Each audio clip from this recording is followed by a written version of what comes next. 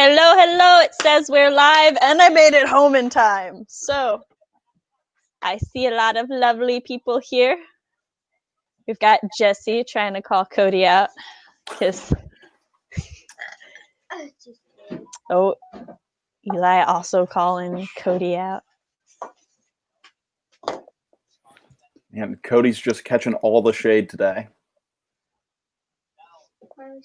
Oh yeah, the videos now hold. Now that I have moderators, the videos are all like, oh, that means that we're gonna start holding comments, and I'm like, so when I didn't have moderators, it was fine, but now that I have moderators, they're like, you bitches better do your job. All right, so I'm gonna check on the phone to make sure that we're live because it's been almost a minute and I don't see new comments. Did everybody die? Are we good? Oh, there it is. See, your Auntie I was. Look, some days we can get home in 10 minutes, in like 10, 15 minutes. Other days we hit every red light on the way and it's 30 minutes. So, but yeah. Hello, Joey. Yo. They are here. Stieg, We're a minute in, and I'm going to throw hands all the way to Norway. All right, so we are a minute in. I do see comments saying that we're live. I'll go ahead and introduce the stream and everything. I am writing mom Samantha L. Nasset. This is my channel where I talk about writer things, parent things, and writer-parent things. Matt, go ahead and introduce yourself. I did the right side for once. Woo! I'm Matt. I write urban fantasy. You guys might know me from CC, where I'm one of the mods.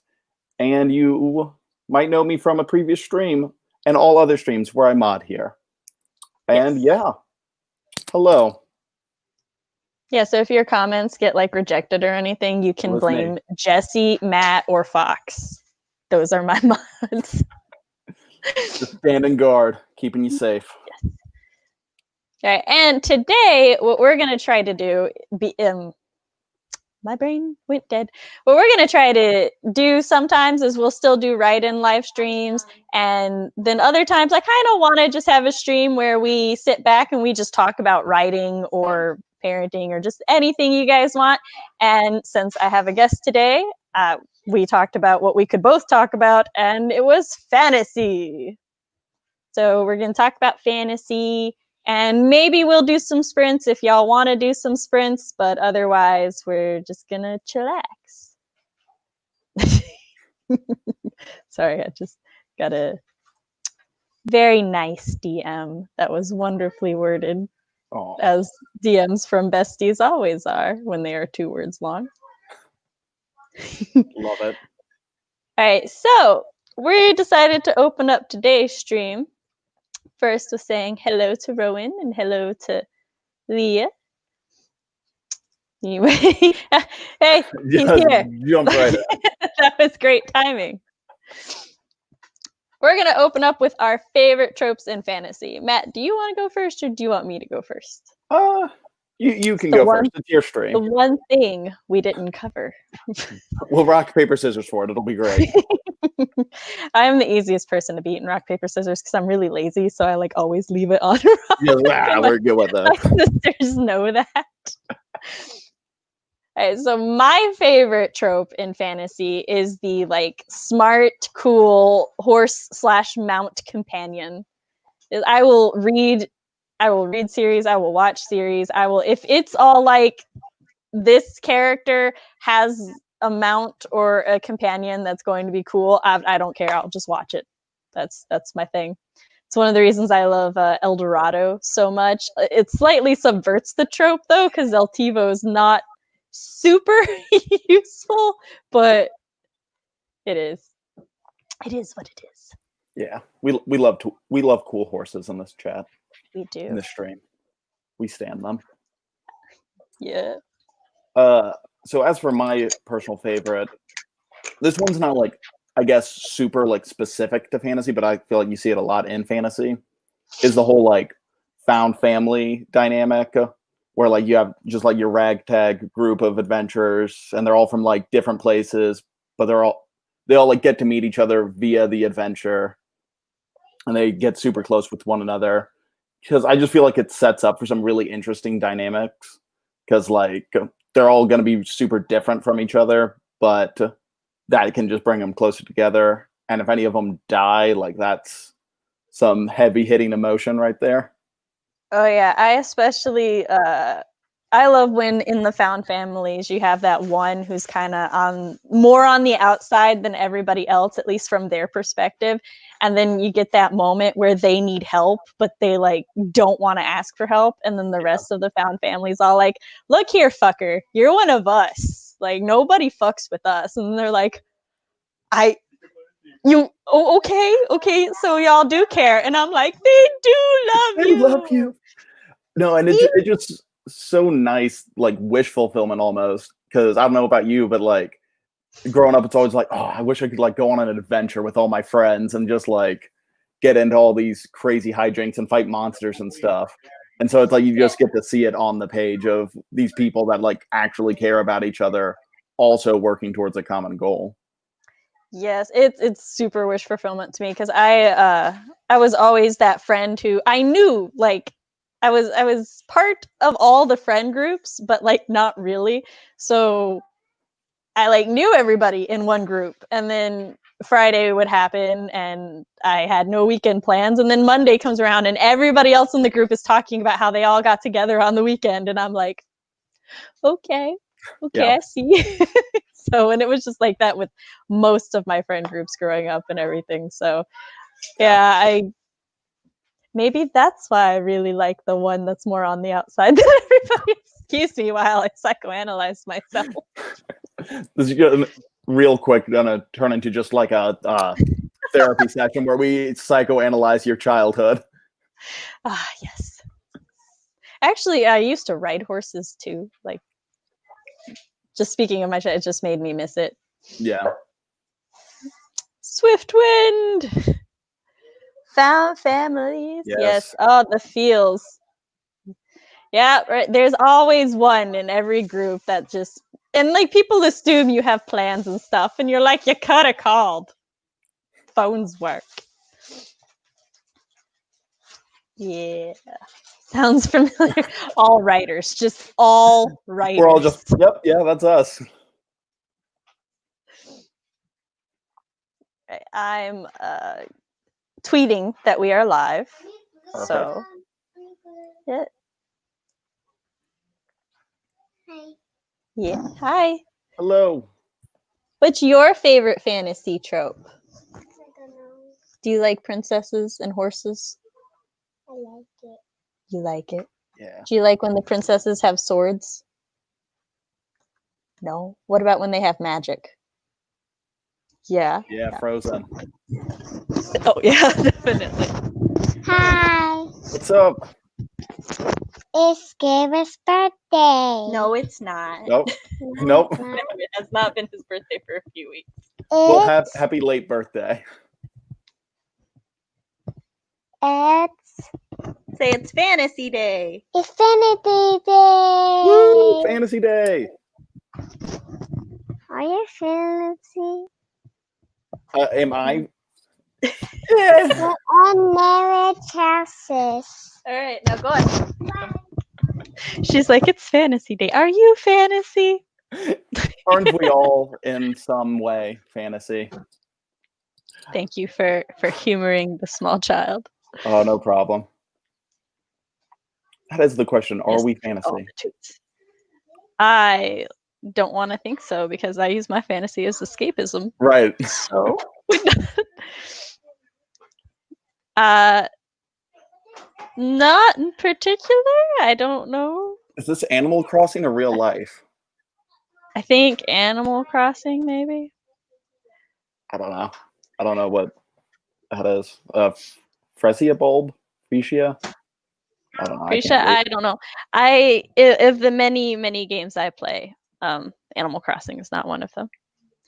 So, chat, tell us what your favorite fantasy tropes are, because this is a conversation with everybody.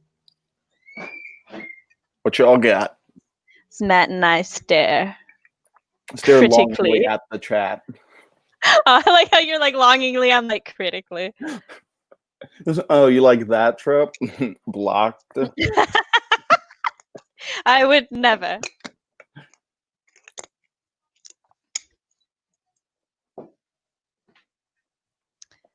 Yeah, I just exited the live video because I'm like, I won't need that up. Yes, I do. But alas. Because oh, my nose is so itchy. So, do you like ever click on 50 folders in something, but you were in the right folder the first time? So then everything in just scattered. yeah. Well, like I have all my apps organized like- on my phone. Oh, go ahead. No, I would just like I don't have any sort of key organization. Just I have it up here, just not any tangible organization. Well, on my phone, I have all of my apps organized in folders. Like these are the folders. And so like I'll click on my watch stuff folder to go to YouTube and then click out of it and go click on my social. And then I'm like, why do I do that every time? It's just this weird muscle memory. Yeah. I've never had YouTube in that folder, but that's always so fun. Like when you have a muscle memory that's wrong. No, like, it's not. I hate it. Like I've lived in the same house basically all my life, and I'll still open the wrong cabinet when I'm looking for like a bowl, and it's just like the bowls have never been in there. Why are you doing this? You in a past life put your bulbs in put my bulbs on the right instead of the left. Dragons is a good Dragons are always good. Cute animal. Yes, see, that's what I'm saying. I also like all of those moments when like the main character is for some reason stranded in the wilderness, like on their deathbed, but the horse or the animal companion is just still taking them along and just won't abandon them. And I'm like, yes, give me more. Mad Max's car is not an animal companion, though it does come back a lot. Dragons, yes. All the dragons. Not a dragon love. As there should be. Elves, dwarves, or goblins, dragons. I have a mild grudge against like Tolkien races because I learned that like he modeled a bunch of his stuff after like Norse mythology. But in Norse mythology, the only difference between elves and dwarves are their skin tones. That's it. Like dwarves are basically just dark-skinned elves. And so I'm like, why did we? That would be so cool. Like D&D has something similar that's like drow, but the drow are evil. And I'm like, well, not anymore because things have changed, but in 5.0. But I'm always like, I will forever hold that grudge against Tolkien now because I'm like, you could have just called him something else. Yeah. No, it's weird. I love fantasy creatures, but a lot of like the Tolkien fantasy races, I'm just kind of over. Like the whole like dwarves and elves, I'm just like,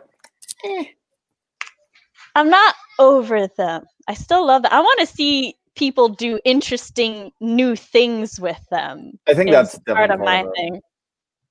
And like I always have a pet peeve when somebody like takes a pre-existing lore or pre-existing mythology and all they use is the name and like one or two things and then nothing else is similar. And I'm like, stay more true to the spirit of it or just make up a word.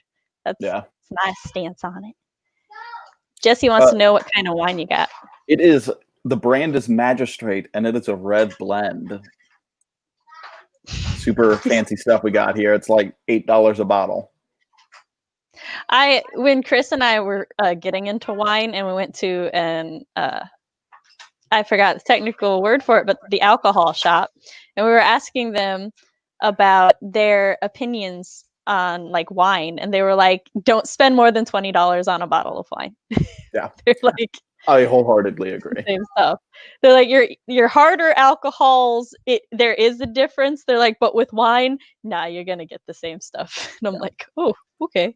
Wine is wine. Just find the wine you like. Yes. I thought Janice told us that, and we told them that, and they're like, Was Jenna the first one to tell us that? she said, and then we brought it up to them. Oh, okay. Yeah, that's pretty much So Chris has corrected me. Jenna was actually the first one to tell me that, and then I brought it up to the alcohol people, and they were like, yes. Another example of Jenna being smart, just knowing her stuff. Yes. She knows all the things. Found families, magical beings, vampires, werewolves, etc. I love when we put more urban fantasy-esque creatures in in high fantasy stuff. I go crazy for that shit. Because you can do so much more with it there too. Vampires and werewolves are just so cool. Like, awesome. I literally use werewolves as like my example for everything. I'm like, if you want to write a story about, insert my werewolf example. Werewolf. Yes. If you want to write about anything else, this is the wrong channel. I'm kidding. I write other things. Magic systems and fantasy/mythological animals are the best. Do you like soft or hard magic systems more? Are you asking Fire Ivy or me? I'm asking everybody. Everybody. Matt in chat. For the most part, I prefer soft magic systems because hard magic systems generally require a lot of explaining in the text for them to make sense, and I want to get to the story as we were discussing pre-stream. So I like the softer ones because if you just tell me these people can shoot fire because of this ancient god, I'm like, cool, good. That's all I need. So and then go ahead. Oh, sorry. Correct me if I'm wrong. Soft magic systems are like the whole, like, not a ton of rules, and the rules are pretty loose, whereas hard is like you have very clear spelled out rules of what the magic can and can't do, how it works, stuff like that, right? Yeah, hard magic systems have those definitive limits and everything, and soft magic systems are just... I gotcha. Wanted to make sure. But yeah, no. I'm trying to think which I prefer. I feel like mine's almost like a in-between sort of magic system. Like, I like some structure to the magic, but I also don't want like 10 pages of just explaining exactly how to do everything. You like the Goldilocks of magic. The Goldilocks system. magic. Yeah, soft magic systems can have limits and everything. It's just not as focused on. So that's like if you tell me that like witches need components and like certain things to do their magic spells, I'm like, okay, cool, good. But then you have some magic systems that are like, well, they need these components and they can only like use this rock from this certain region in order to cast these specific spells. And I'm like, yeah. Just like I don't want to. Oh, there was one I was reading. I read Mistborn by. I'm pretty sure it's Brandon Sanderson. Yes, yeah. Thank you. And like as I was reading through it, it made sense to me because they're like burning metals, and they're just like, oh well, this metal does this thing, and I'm like, okay, cool, good. My sister, who went to college for engineering, she's all like, that's not technically a metal, and I'm like, oh well, yeah, they say some things are alloys, and so like she's all into because she took engineering, she's all like heavily critiquing this magic system to make sure that everything logics. And I'm like, I just tell me the copper burns and does stuff, and I'm good. Yeah. No, when I was originally like designing my magic system, which is a really just basic, simple elemental magic system, more or less, I was like explaining it to one of my friends, and I was like getting into like all this scientific stuff about like like all the electrons for the electricity, and my friend just like, no one cares. Like no one's gonna care about the electrons. Just say lightning and call it a day. Well, role players tend to care a lot, though, from what I found. I used to run a it was called Elements of Gaia, and so I was like, just when you make your powers, make it like vaguely make sense with the element that you're going with. And then some people like got really heavy into like the politics or like the science behind the elements, and I'm like the original title of the roleplay was Elements of Romance, and I'm like, guys, I just wanted to run an arranged marriage roleplay where we can shoot lightning and fire. Can we not? This is a lot more modding than I wanted to do today. Doing a full PowerPoint presentation on the history of electricity. Oh, I have the. Oh, I'll send you a link to the power system later because it got intense. Yeah. I guess I also like witches, good witches, bad witches. I love well-written witches and not just. I don't like when witches are just thrown into things to be cannon fodder for other things. No. You know what I mean? But I like badass witches. We are talking about all things fantasy right now, tropes and elements of fantasy that we enjoy. So just tell us all the things you want. I like classic D&D-ish fantasy races when they're divorced of race-related alignments. Yes. Yeah. Drow and Drit. I read Drit's book 1 and 2, and I actually really liked how that went in depth into all of it and how it showed the race. But there was this weird thing where it's all like Drow are inherently evil and Dritz is just this like special case, and I'm like, well, I guess that's as good as we're gonna get at the moment. But I also read it like 10 years ago, so there's better out there now. Is the echoing gone? One of my mods also told me that, and I restarted my phone to maybe see if I was still on there, but let me know if it's gone or not, and we'll try to fix it. We're talking about fantasy, just all the things fantasy. And if y'all want, we may also do some 15-minute writing sprints here and there. We'll take a vote on that soon. Fantasy, fantasy. I love using all kinds of races. The trick is to put your own spin on it. I don't think as writers we constantly have to reinvent the wheel. That see, I don't necessarily think all races and stuff need their own spin on things. Like if you're doing vampires and you just want to have them like be blood-sucking things that have lost their souls and like don't really have a connection to humanity anymore, and then like can get people addicted to it and become their like ghouls and stuff, that's a pre-established thing, and you can still tell a lot of cool stories with that, and then you're just like the vampires and people know what you're talking about. So I like using pre-established like myths and creatures and stuff that people can be familiar with and just telling fun stories with them. But I do like to mix it up a little bit, especially with something like vampires and werewolves, because there's so many different things out there for them. And like their lore and their mythology evolve over time. Like now there is this kind of accepted myth that Ambrogos, I don't know how to say it, but it's like ABROGAI, I think, is like accepted as an originator of vampires that was given a bunch of curses and blessings by the Greek Parthenon. And it's like that myth was not around when I was reading and writing vampire lore like 10, 15 years ago, but it's there now, and I've seen it in like quite a few different forms of media. So it's also fascinating how, you know, one writer is all like, well, this is kind of how I want to do it, and then a bunch of people do it that way. Yeah, So I think it also helps with like vampires and werewolves and stuff like that. Like you already have this established lore to where like you can say it's a vampire and you don't have to spend a page explaining here's what vampires do. You can just say vampire and your audience is going to have an idea of what you mean, and it saves you some time. I also, when you read a book and it's all like, well, they're kind of vampires, but not really. But vampires are the closest comparable thing. And I'm like, that's fine too.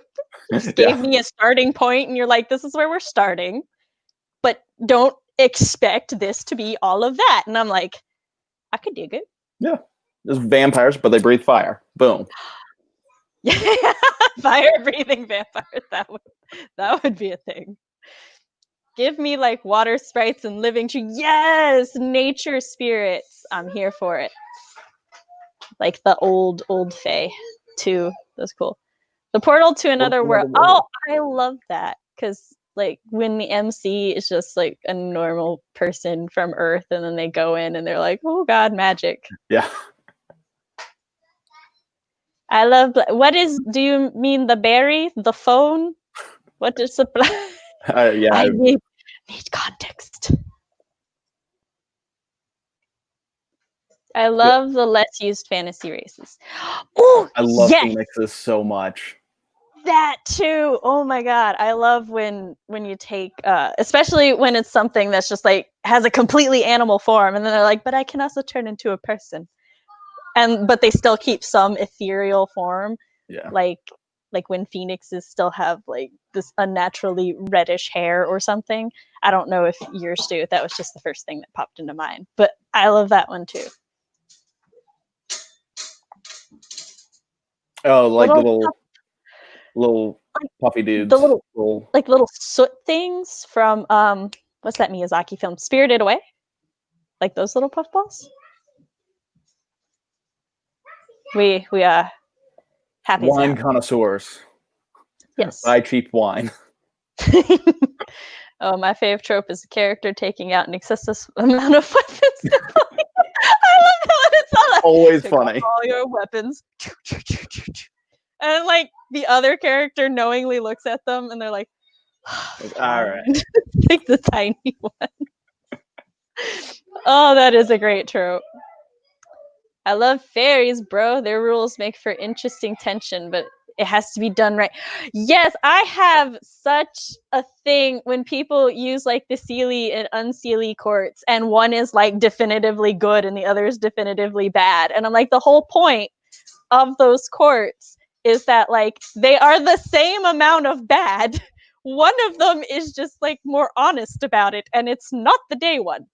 So I really I love seeing that done well. It's just so rare. But Lost Girl is an old show that I recommend for anybody who likes Fae lore and everything, because I feel it handled it a lot better than other media I've seen. So, although they do include like if you're not human, you're Fae. So like vampires are also Fae, succubi are Fae, phoenixes would be Fae. Do they have a phoenix in Lost Girls? Remember they had the Garuda. Garudas are Fae. So, which is fine. Baba Yaga was a fae. Baba Yaga, yeah. Werewolves. There will always be werewolves. We'll be like, so what do you like about writing contemporary fiction? When I add werewolf. I'm so bad about it. I like writing soft, but reading hard. That's fair. That's very fair. Because I think I like writing medium, but reading soft. Yeah. Soft, I usually let the mythos do the talking in the moment without info dumps. Yes. My whip has a softer magic system. Same. Witches and fantasy. Yes. My whip has people just discovering magic, so there's no mentor or magic school. Oh, that's cool. I have That is cool. kindly link your social media so I may stalk you, please. I love witches as a gender neutral term. Yeah, see, for me, because I've been a horror paranormal buff since I was a kid, like the idea of witches and warlocks are two different things, because all like witches got their magic from nature and everything, and warlocks made a demon pact. So they've always been gender neutral terms to me. So then when I like watch things that are like, no, witches and warlocks are the same thing, the one's just male and the other's female, I'm like, no. Say who? Like, where are you getting your info from? So yeah. Yes, I prefer when the terms are gender neutral and it's just where's the source of your magic. Yeah. So speaking of, I forget who said it, but who their work in progress was the discovering magic without having like a mentor. What is your Leanne Johnson? Perfect. It was yes. What is your view on the whole mentor figure as a trope? Oh, that trope. Yeah, I have a slightly unpopular opinion because I love the fuck out of that trope. you love the. So I love the fuck. Look, okay. Sorry, Mary. We'll get to your comment in a second. Here's the thing. For me, the progenitor of that trope is Merlin, and I really love Merlin. And he's just like this old crotchety guy who's like, your dad fucked shit up. I'm gonna make sure you don't fuck shit up. Everybody better listen to me, or I'm just gonna go die in the woods. And I'm like, I mean, I love him. makes that great is I don't know Merlin lore at all. So I'm just like, sure. Okay. That's not like true to Arthurian mythology. That was just like my exposure to Merlin. So for me, it's always going to be that Merlin-esque mentor that I love. But it isn't done the way I like in like 80% of fiction. So I'm always just holding on for that little 20%. Yes. I like having it. It's weird. I don't mind the trope, but I never like the character, if that makes sense. Like, I'm not like, oh, this is bad. It has a mentor character. Like, I don't mind that there's a mentor. Just that character's never going to do it for me. And I'm kind of like, all right, you need to die. So That's to motivate this protagonist, because you're annoying me with your little being better than everyone. They do die so much. I would. Love when a character's powers have been pushed to their limit and it nearly kills them, but they get Yes. that one last ounce of strength they Yes. need to save. Yes, plus ultra. That's what I'm calling it now. Jesse. I like Jack. Tamatoa. I like Tamatoa. Does that counts, right? Jesse's talking about my work in progress where there is a giant Oh. crab. And there was some Good comedy in the way I described its mouth. Now I need to know. Yay. So, like, you know how like a crab mouth, it like opens in and out and like filters stuff in and stuff, and then it's got these little like fibers on them. So I described it as hairy flaps, which Jesse just found to be the funniest thing on the planet. So I had to change it. Gotcha. Yes, cool weaponry is also like. Cool sword is like What is cool sword? Excalibur. Oh, you like the legendary swords and stuff. Yeah. The Master Sword. The Master Sword. Yeah. The Yeah. Unmaker. Are you gonna join the stream? No. Then go tend the children. They're tended. I think the cool sword trope can be fun. It can also be a crutch. So I'm very in the middle with this one. I'm a big supporter of cool sword and all like just ultimate weapon type stuff. I think part of the problem with me is I see it used in like video games and anime and like just always there, and I'm just like, how do you lift it? Because the cool sword is always huge. I'm like, how do you lift it though? How? I love both sides, but it's best when there are general rules, yet everyone has their own.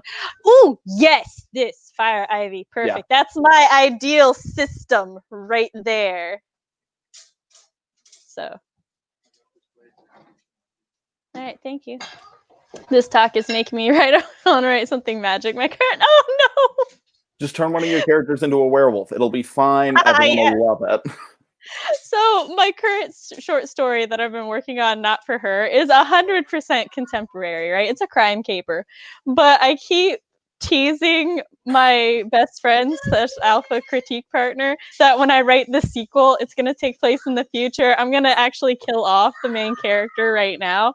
And then the like secondary main character, she's going to grow up to become like this super powerful witch who's just hunting down the undead organization thing that killed off her father figure. And he's all like, yes, but no, but yes, but no. I'm like, yes. Nothing remains unmagical. So if magic does get added into your whip, it's not our fault, but I'll totally take the blame. It's not our fault, but isn't it though? I just had a really cool idea for a fantasy necromancer, but I don't personally want to write it, so here it is. Necromancers who use coffin handle as staves, wands, whatever.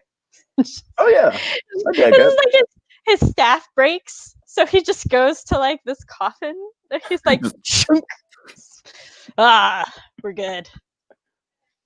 Want to go back to an old fantasy whip myself? Then do it. Oh, sorry. Hold on. Let me mute.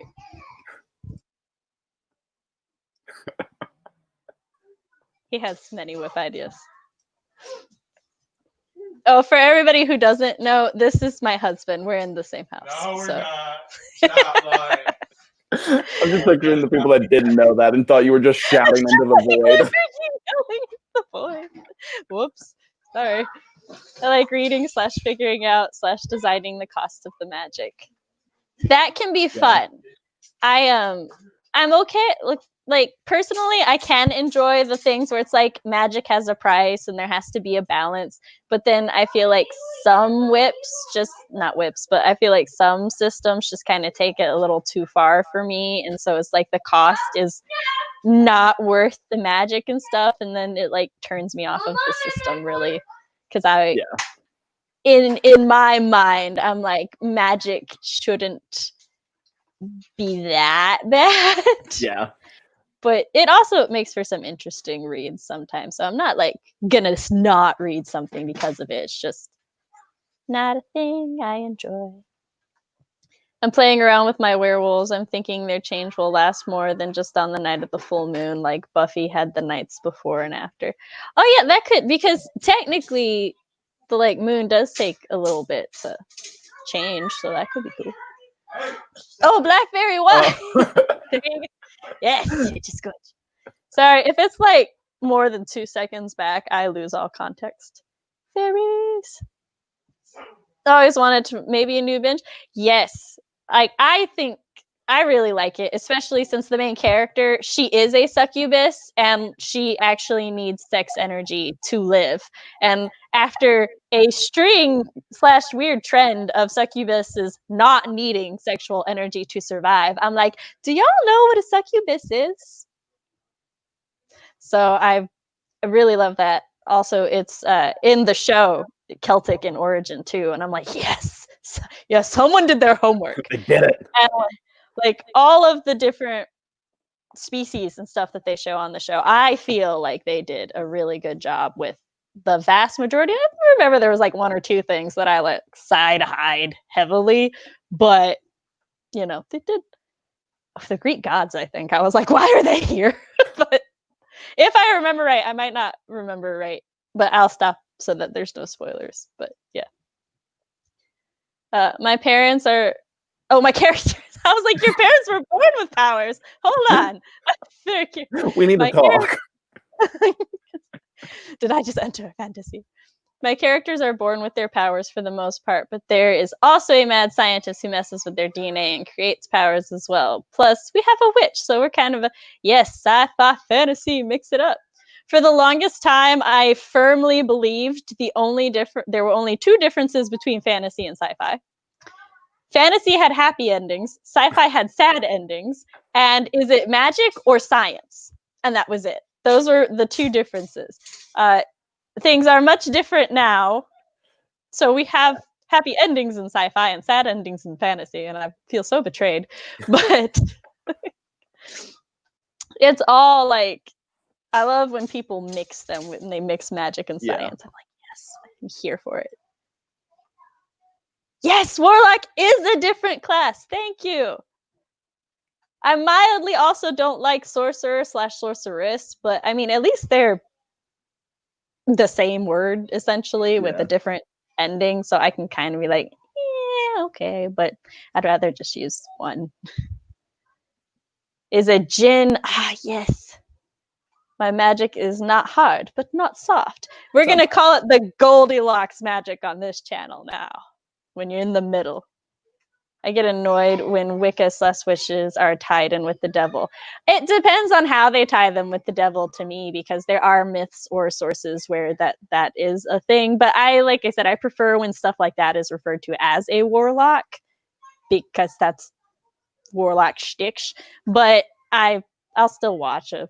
It doesn't bother me when it's witches and Wicca. It just depends on how each thing does it. Also, She has made her appearance. We got a Say kitty. hello. Aw. She's in my lap, and she's like, I've been here, and you've done nothing. I hate it. I like the mentor when it's done well. See, we hold out for it. We hold out. Giles was done well, and there was one point where I didn't quite enjoy what they did with him, but yes, I would say he's a good one. I think the mentor trope has been done in every fantasy magic story ever. I enjoy it in stories I've read, but I don't want to use it in mine. That's very fair, too. We can enjoy tropes and not want to write them. Mm-hmm. We can also dislike tropes and then use them in our own work and then question our entire existence, like I do occasionally. Literally me with the mentor. I'm like, I don't like him, but also I need him, so he's in here. Yeah, I don't like war stories. I've read 2 war stories that I have enjoyed, but I'm writing one, and I'm like, how did we get here? I modeled my mentor character after Giles, except she's a sassy Scottish grandma. See, I'm here for the sassy. That sounds like a Merlin to me, and I love it. I have a mentor character in my whip, but it's more about what not to do mentor moment. So like Hamish. Yeah, I almost said that, but decided against it to save you from that. Dig in your own grave. I don't know if it's a trope, but I like when the magic manifests as physical representations on the character, like tattoo. Yes, I love magical tattoos. It's a trope. I think there's a few different tropes that it could count on, but yes, I love magical tattoos. I actually have magical tattoos in my whip. When they get like blessings and stuff, they then get a new tattoo, and I'm like, yes. Not gonna lie, spent some time trying to shove magic in because I'm longing for magical stories, but alas, it is not meant to be. You could like write a short story, maybe, if you like short stories. Chris, you're cracking me up.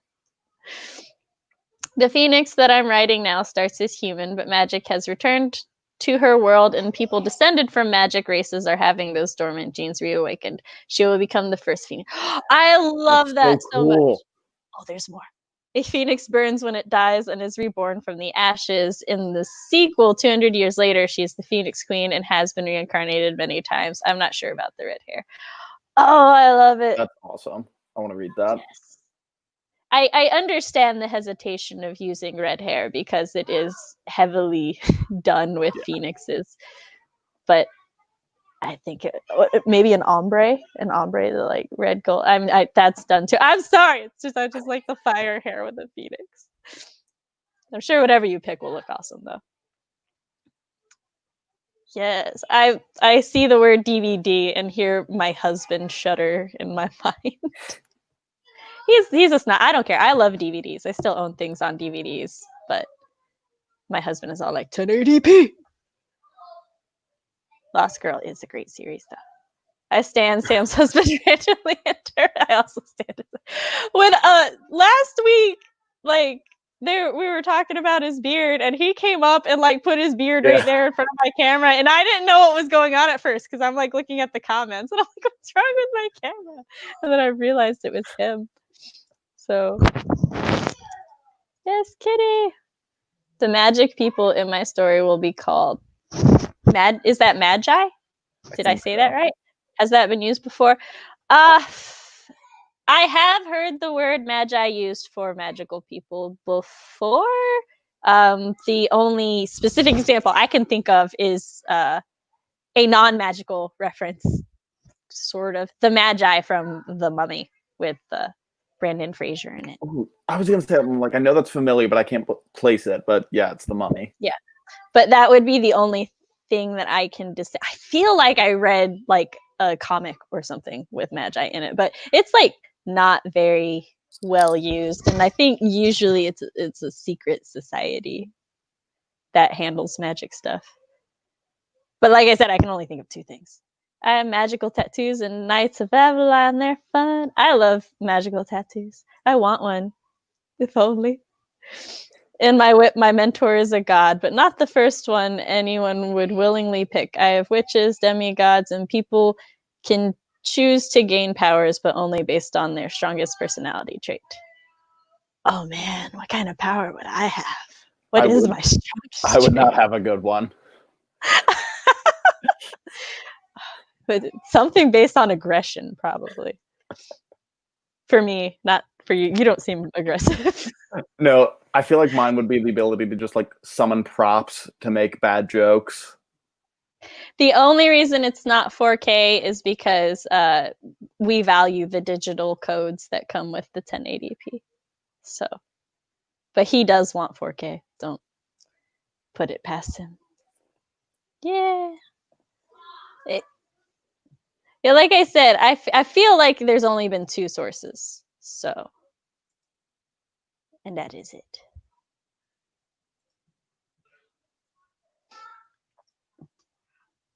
So, have we caught up with chat?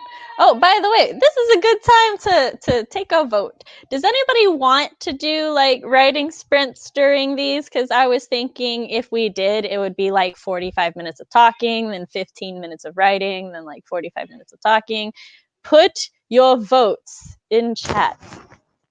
1 for sprints, 2 for no sprints.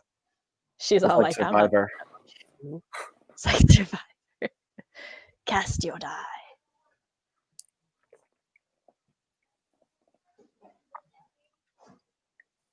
Yes.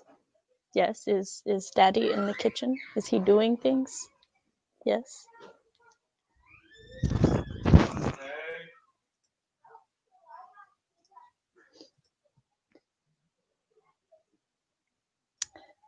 Was Diminon used in various ways throughout ancient Egyptian history to refer initially to a nomadic group from Nubia and later as a generic term for desert ranger police? Steve coming in with the history. The power of Google. My magic is god-based. My MC is a demigoddess, and her mentor / snarky friend is a djinn. Yes. 1, I'm good either way. So 2, not really in the mood to write.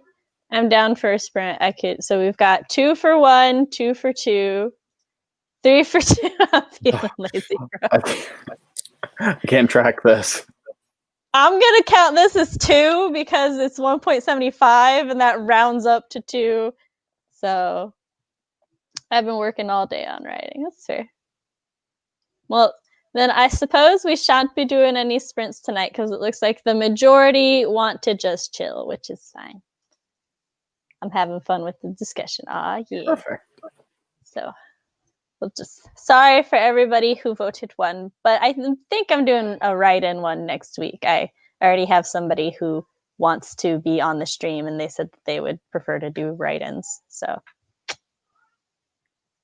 also, for all of the new people here, 1, this is the unofficial co-host Artemis. She invades my lap and then is subjected to this, but she doesn't really care, or she'd leave me like that.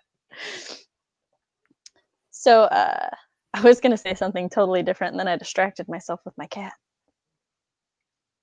Oh, if you want to be on these live streams, all you really have to do is DM me to let me know that you want to, and then when I have a spot open or whatever works with your schedule, I will message on Friday to see who wants to do it.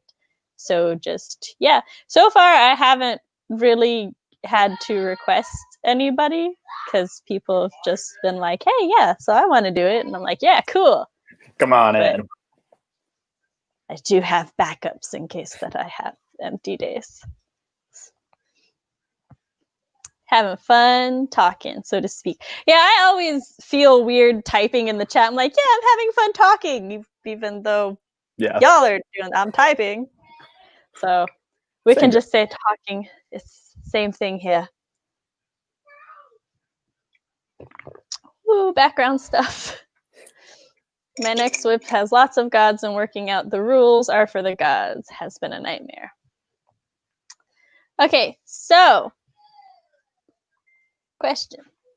I don't know why I picked her up for question. We do have prepared topics for when things die down, such as this. All Yeah. right, what are tropes that we don't like in fantasy? I had a small list, and then I asked the question, and I don't remember what they were. So Yeah, I'm Matt, like, you go first. all right. Stuff I don't like. So I feel like we've kind of touched on a couple of mine a little bit. I don't love the classic fantasy races most of the time. The Tolkien ones. I call Yeah. them the Tolkien ones Yeah. because it like most of the fantasy community accepts that he is the one who created these versions of the races, and everybody's just kind of. So that's why I call them the Tolkien ones. Because I feel like a lot of the time when these are used, it's sort of like a crutch to not characterize the characters, because like you can just have a dwarf and they're like, he's a dwarf, you know everything you need to know about him. He's an elf, you have all you need to know. And I'm like, they're so boring though if that's all you have. Like I want elves that act like dwarves and dwarves that act like elves. That would be so cool, like a buddy adventure Right. with like a dwarf who has jewels and everything beaded throughout their beard, and like this really nice hair, and they're like very prissy about their outfit because it's dwarven made, therefore it's the finest everywhere. And then you've got like the elf who's wearing the like low button shirt and all that, and is just like drinks sloppily, has the Scottish accent. I'm picturing like an urban fantasy where like you have like this just like bougie dwarf who's just like Instagramming all their food. Yes, I need this. That is so like great. Literally just do the Odd Couple, but it's a dwarf and an elf, and they have the other's personality.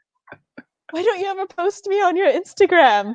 Looks over at the elf. I mean, if you dressed better. Rude. Belches really loudly.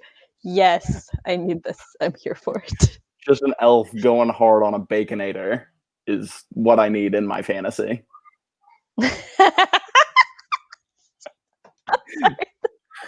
Yes. So, and the dwarf eating a lovely salad. Yeah, just.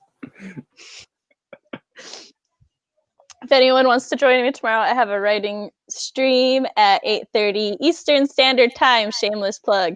So yeah, there you go. Eastern Standard Time would be a half hour after when my stream normally starts. So writing stream with Carrie. I'm looking forward to writing something magical in 2 years when my whip is in. I feel that. Like there are no werewolves in my current whip, and it kills my soul. I mean, they're just not MCs, and they're more the monstrous race. So, like, not. I have a whip with a pit fighter werewolf that I really want to do. That's pretty rad.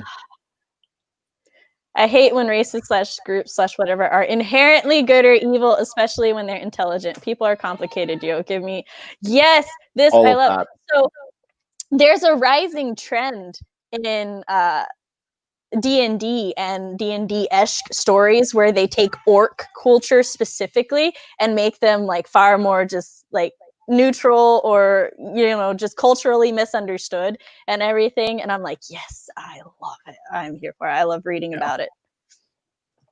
You can always do your own spin on classic races and fantasy. See, definitely. That's I like that idea. I also, because like I said earlier with the Tolkien races, because they're based on other mythology and lore, but they're taken so far from it in my opinion. I mean, not to the point where it's unrecognizable. It's just really different. I also really encourage people to look up the original races and the original lore and see what you can do with that, especially since like, you know, elves and dwarves and everything are so ingrained in most modern cultures that you can really do just about anything with them, and it's fine because. So just like werewolves and vampires. Yeah, yes. I'm just over the whole like they're an elf and that's all you need to know about them, and like when it's done lazily, almost I feel like. So they're stuck up and snooty, and they look down upon the rest of us, even though the human kicks their ass in 4 chapters, so it's fine.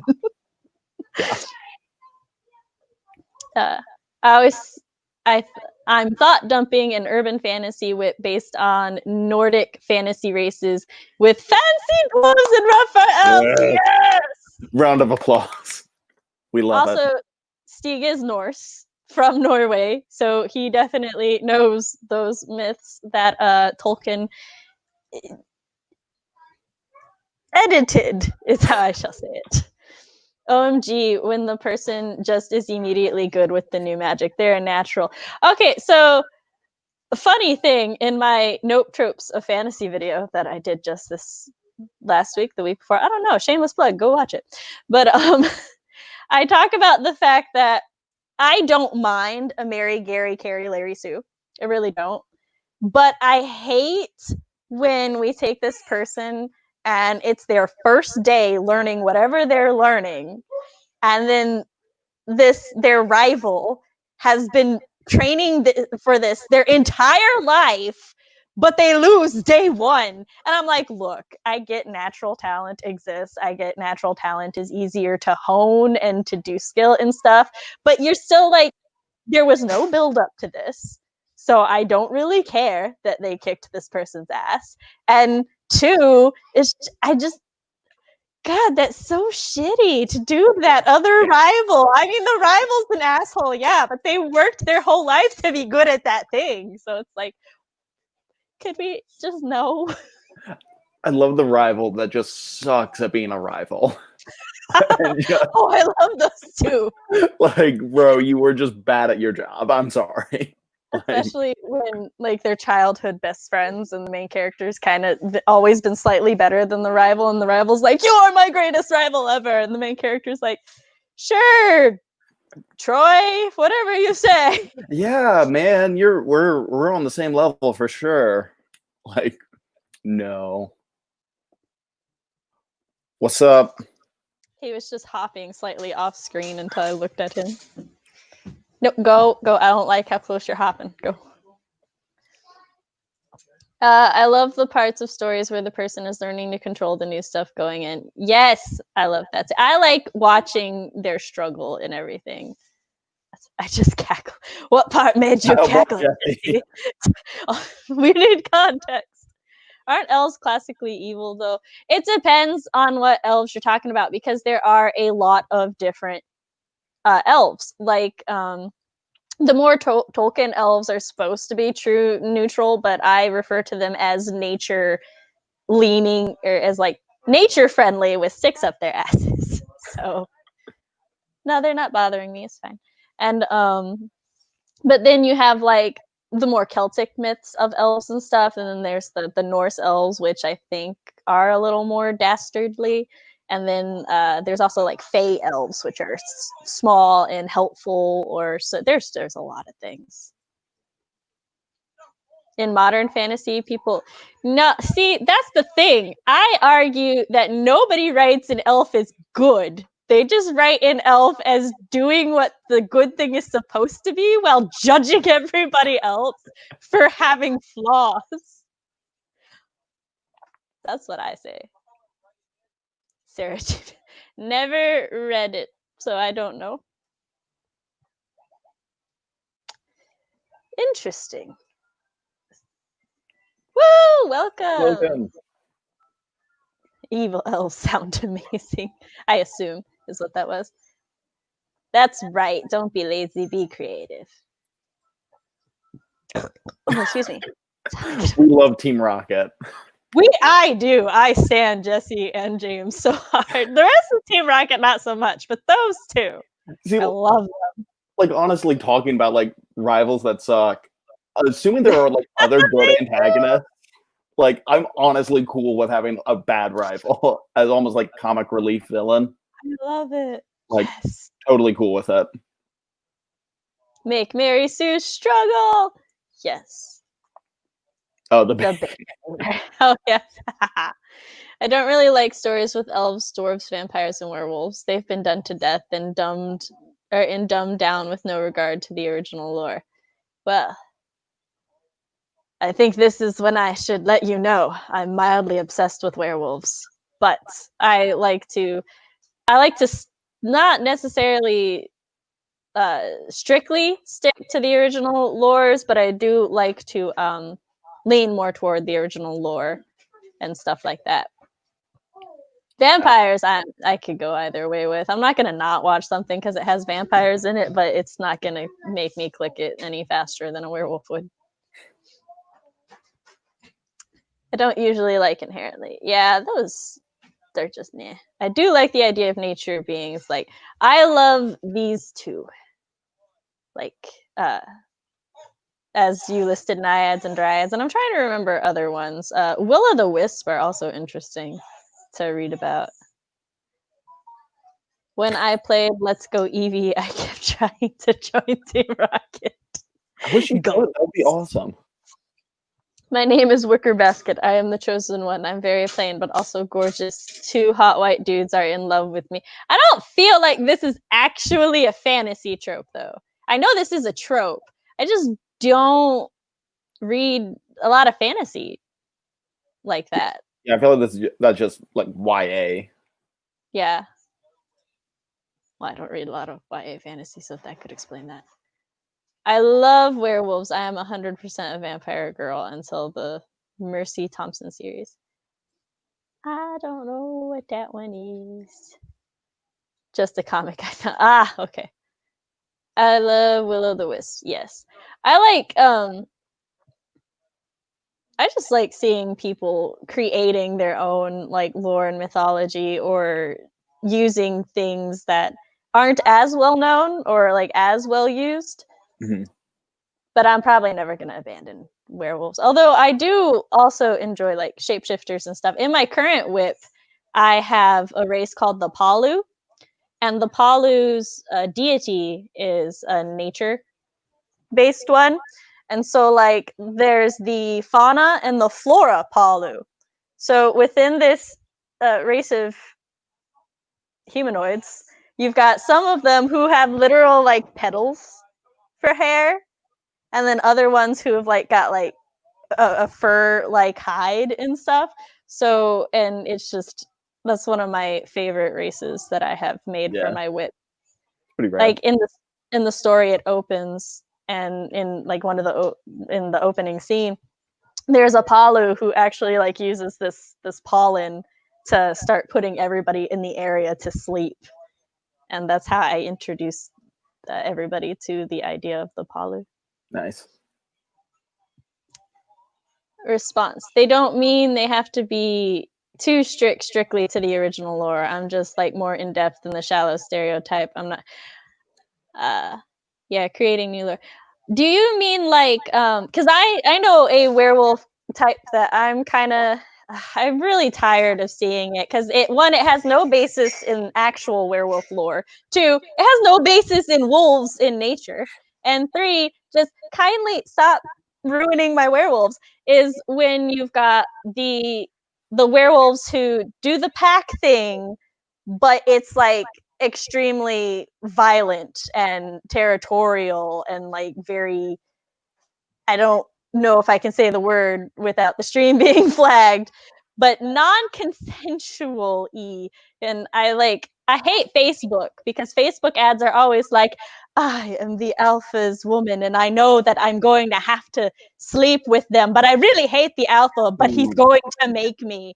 And like the full moon has become some sort of breeding ground thing. And instead of turning them into werewolves, it's just a giant orgy. And I'm like, yeah, interesting, but no thank you. I really don't like those werewolves and stuff like that, and they've become so prominent everywhere, and I'm just, for me, who I used the term, I don't know if I'm going to continue anymore, but I use the term alpha because I do like writing about kind of packs, because I like to differentiate werewolves, which are cursed, and then lycans, which are born, right? And so I feel like the lycans would have like, little pack things, but they're like super kind of human in their pack and their community and stuff. And then the alpha, that's just the name of their leader, right? That's just who's in charge right now.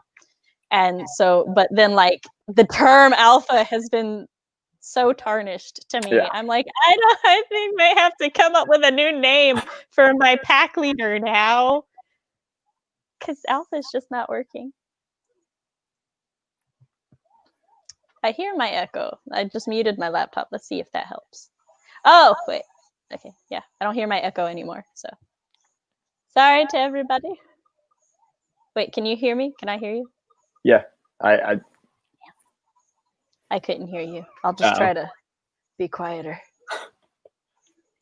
So, what are your fantasy tropes you're not overly fond of?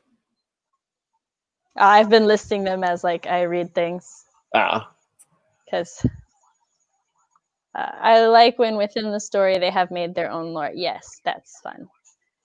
If you like werewolves, you would probably enjoy Mercy Thompson. It's urban fantasy with werewolves, vampires, fae, and some other things that show up throughout. I don't know. I'm really judgy, so we'd have to see. I'm a bit of a dick about certain things. Like I'll let things go, or I'll be like, yeah, it's okay.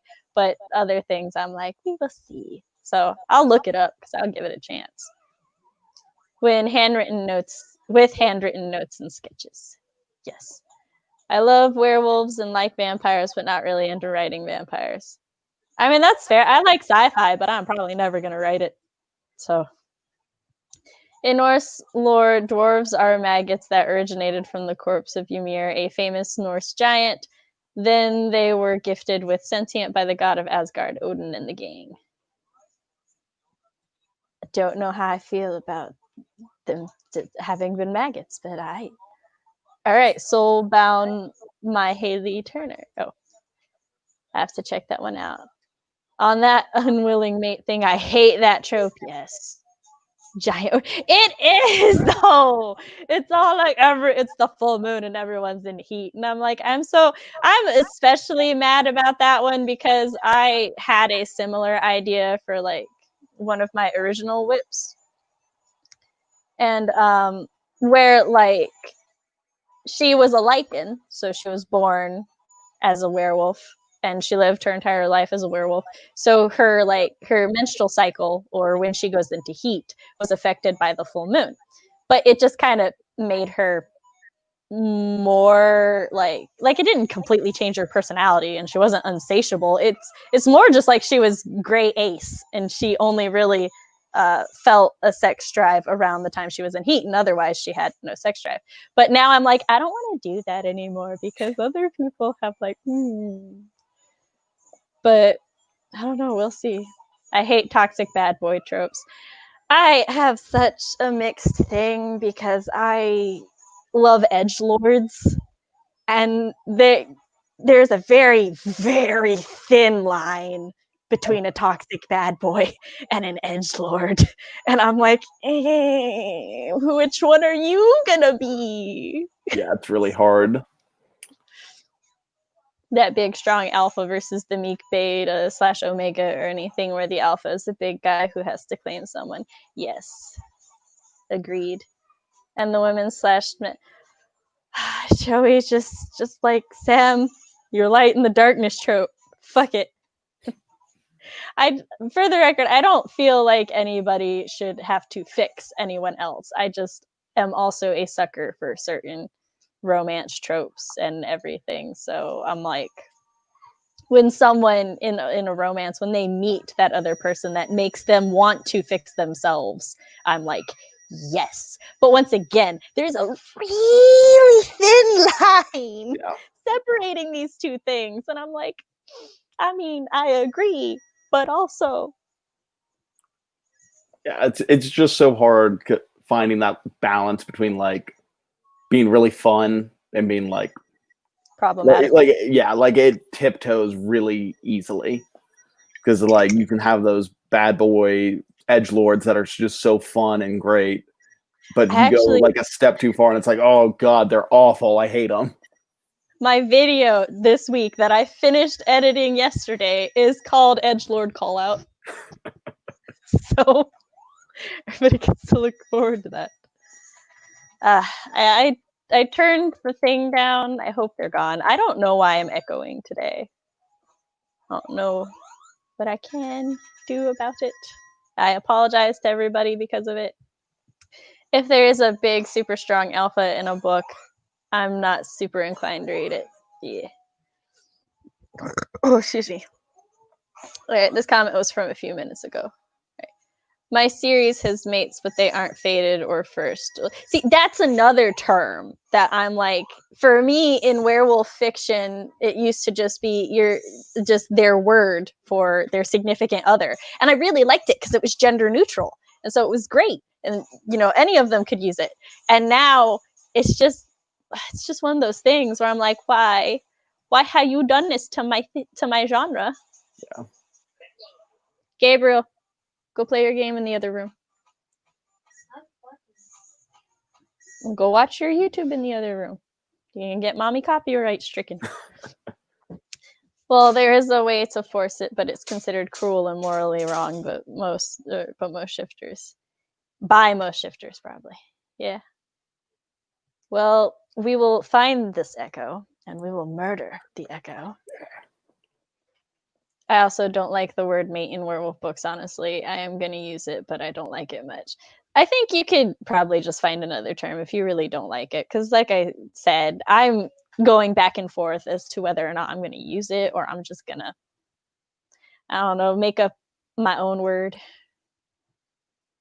Okay, I said that thing about the necromancer, and now my husband wants to. There we go. There you go. Somebody can use it. That would be great if a werewolf story has its own culture, history, and lore, and not mindlessly violent. Underworld: Rise of the Vikings kind of did this. So I really like the Underworld series. I don't necessarily this is just me. I'm not saying that you did this. I don't want to put it up on like a pedestal as, yes, this is the perfect way to do it, because I don't remember a lot of it. I saw it with my dad as a teenager. But I do remember that when I saw it, it was like this weird breath of fresh air for werewolf like fiction. And I was like, yes, I want more of this. Watching it now, I might feel differently about it. But from what I remember, I really enjoyed how they did that. And I wholeheartedly agree. But yeah, well, then you may be happy, because literally all of my werewolf fiction, if I use the word lichen, then they're going to be born that way. They're going to have their own culture. There's going to be a way that they became, their own origin and why they are and how they interact with society, because I'm really like fascinated by that idea. Like, how would werewolves hide being werewolves in modern society? And then when I use the word werewolf, it's going to be like a curse, and they're going to be more monstrous and not really able to control it as well, because I love that aspect of werewolves too. I really love werewolves. I don't know if y'all can tell. They're like my faves. But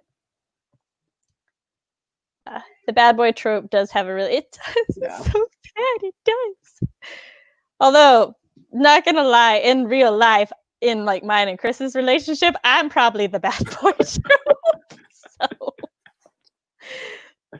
I love a bad boy and a character arc with depth. Yes, that's like, I just want to link my Wednesday videos, because I'm like, y'all, I just edited it. Redemption, yes. Same. I want to be better for you. Hot, but I want to save them from themselves, not. That's fair.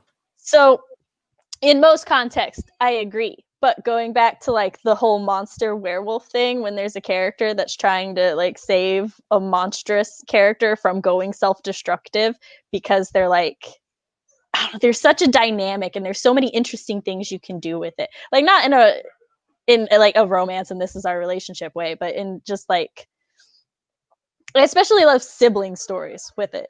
Specifically is when like you've got like one sibling that got cursed and the other one sees what this is doing to them, and they're like, no, I have to save them from self-destructing and from doing what they're gonna do. And I just really, so many whips that I want to tell y'all about now. Yeah, I really like the save them from themselves when it's not from a romantic partner, but like from a friend or a sibling or something like that. Yes, I have to plug my laptop in. It got unplugged. Sorry. Yes, I agree. So,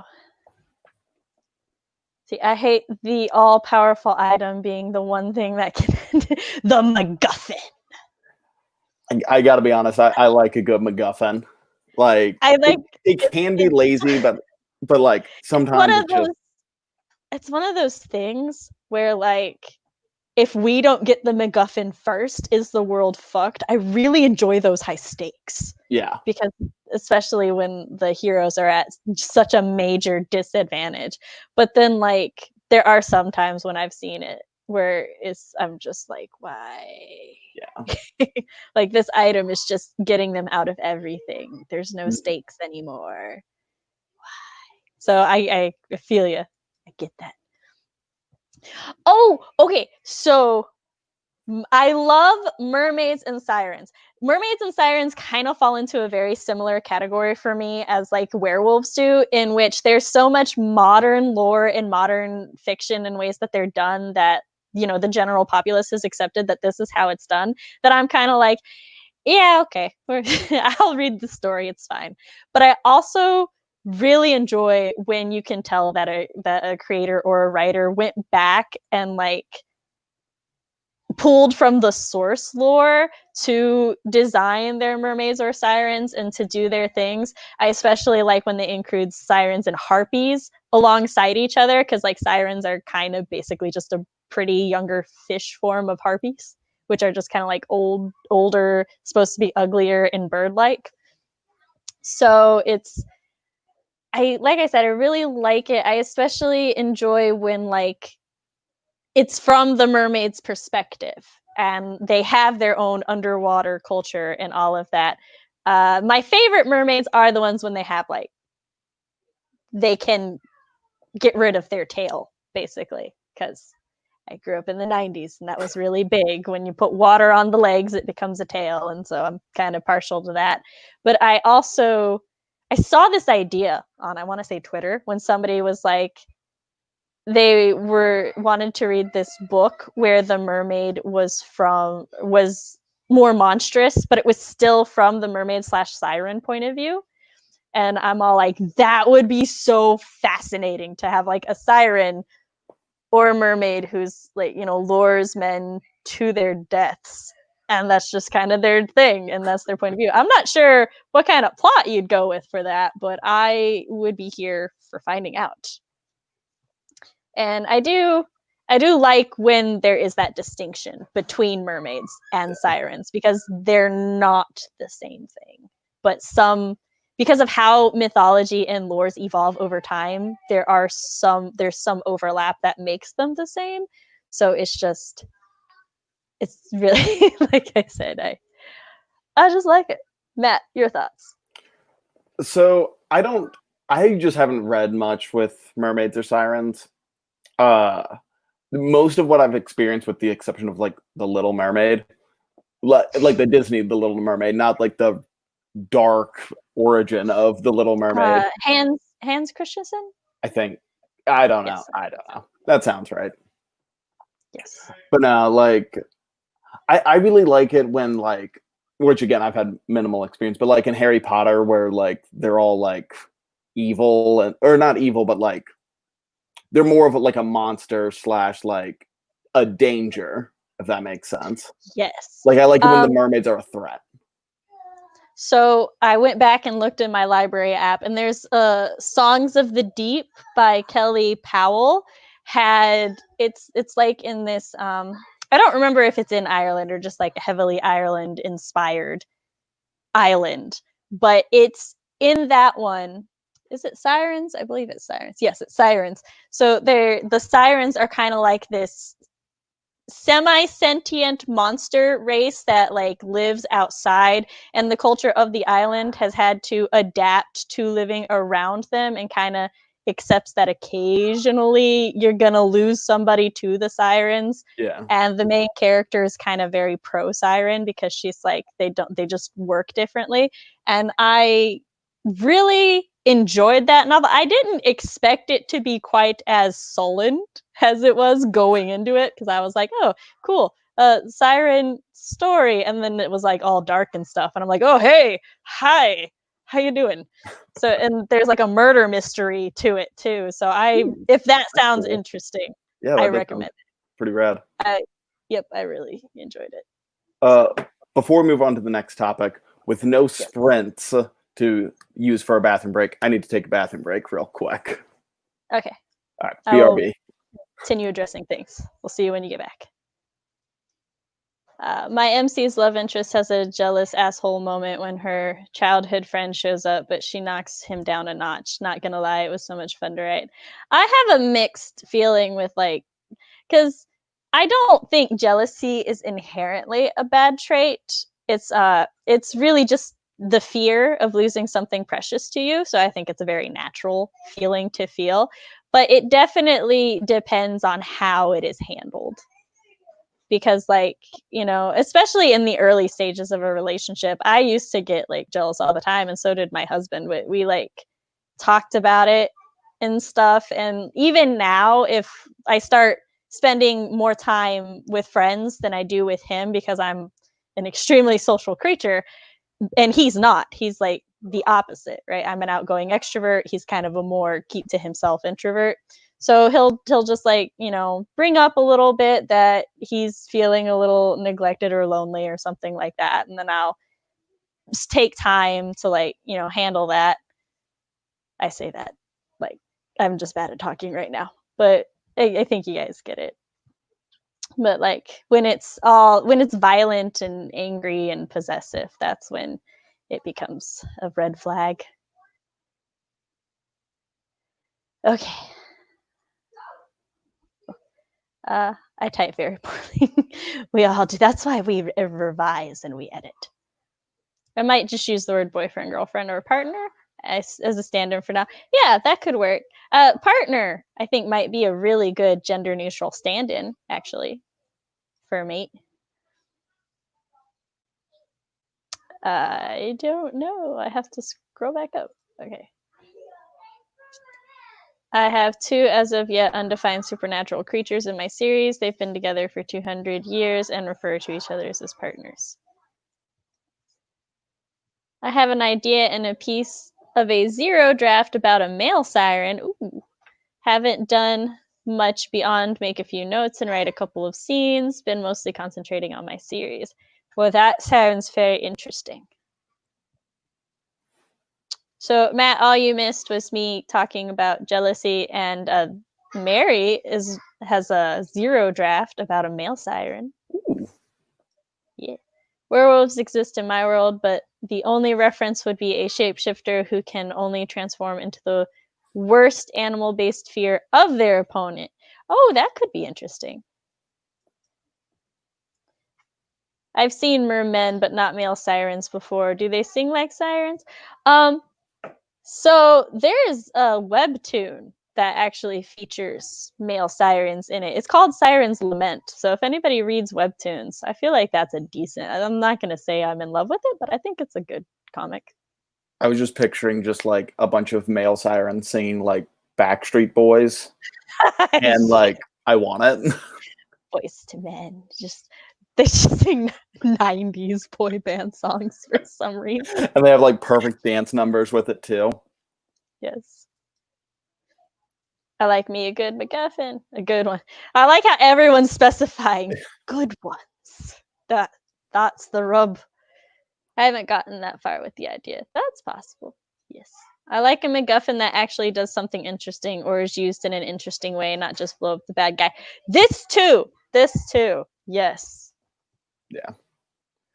Now, with the whole like in a good way type thing, it reminds me of, I forget who said it, but like some fantasy author was doing an interview and they were talking about fantasy, and they were like, people say like 90% of fantasy is shit, but 90% of everything is shit. And that's how I feel about a lot of these tropes too. I don't know if I agree with the percentage. Maybe not 90%, but like a lot of stuff is bad. Yeah, I agree with the sentiment though. I love this show. What is this show? Excuse me while I Google. Siren TV show. Ooh. I like the images I'm seeing. Okay, I may be watching that later.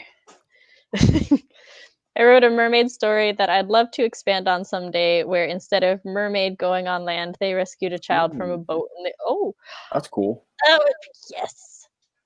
I read a small comic where these pirates adopted a mermaid who like grew to the size of a kraken, and she helped them raid other ships until like the captain and the first mate, they got really like old, and so then they like they were or no, the captain was just really old. The first mate was still kind of young, and the captain sort of bequeathed the mermaid the pirate ship with the first mate as the first mate, and I was like, this is so great.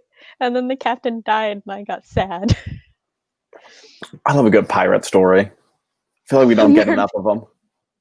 A mermaid anti-hero. I just kind of want a goth mermaid now. Great. She's looking for love, but she also kills everyone that gets near her. This fall on TV.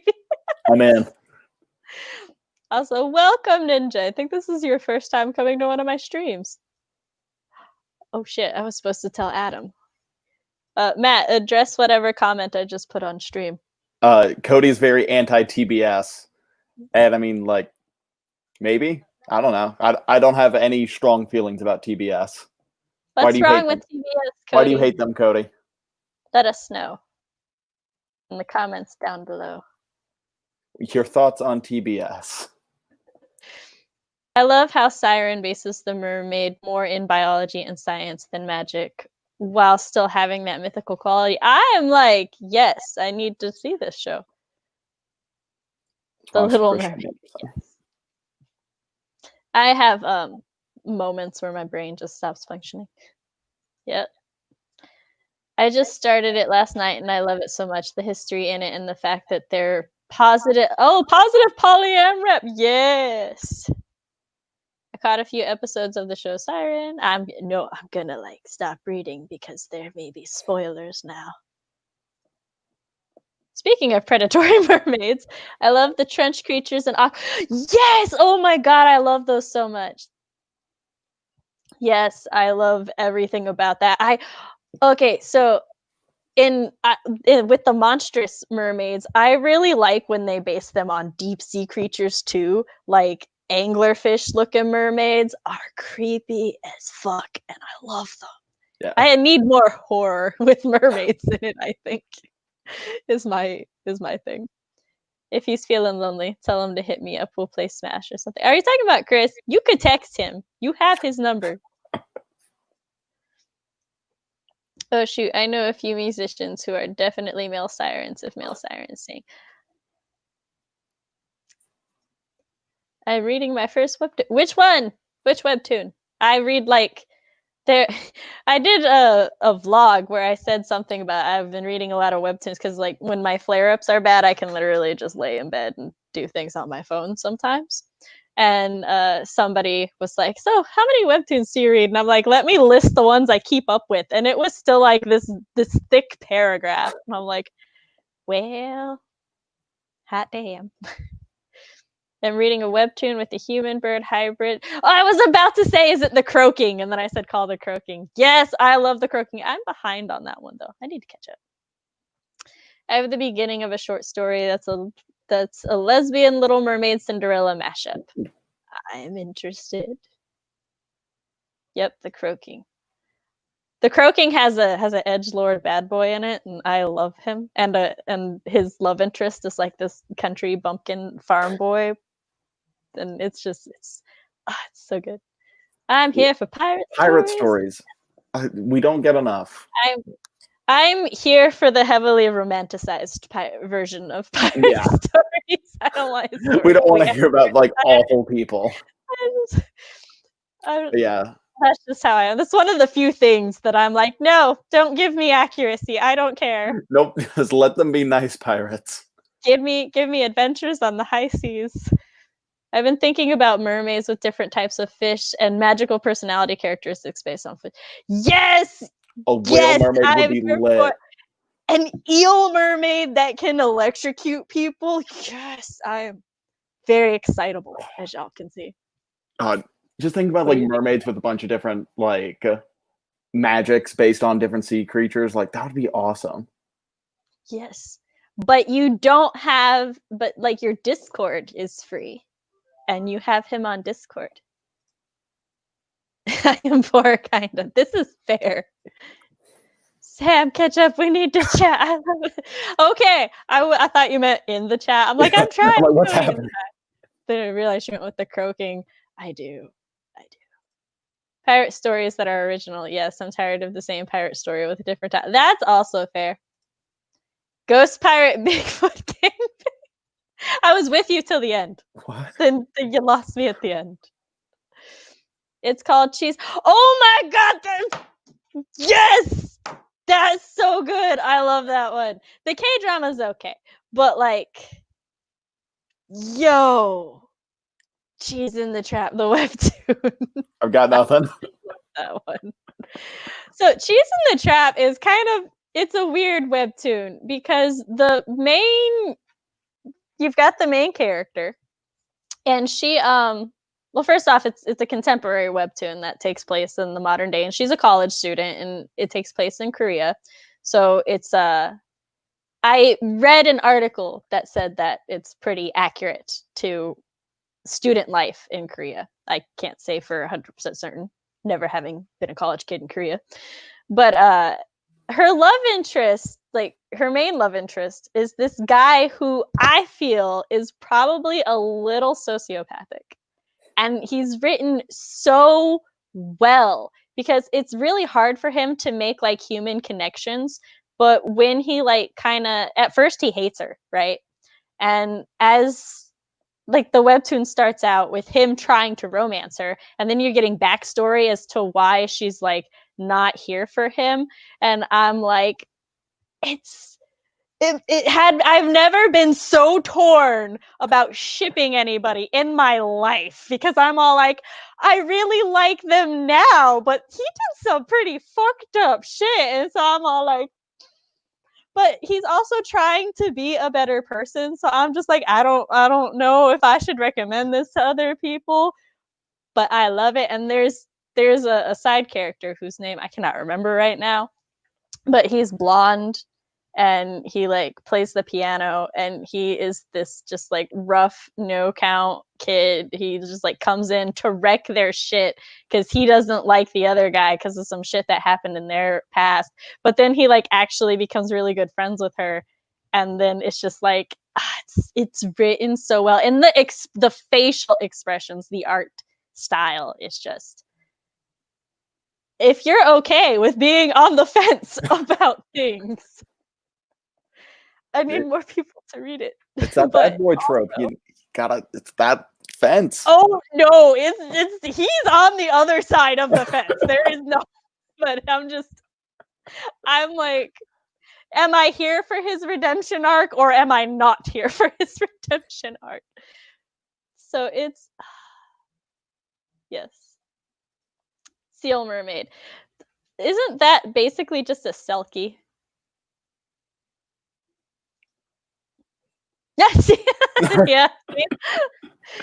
Dan knows.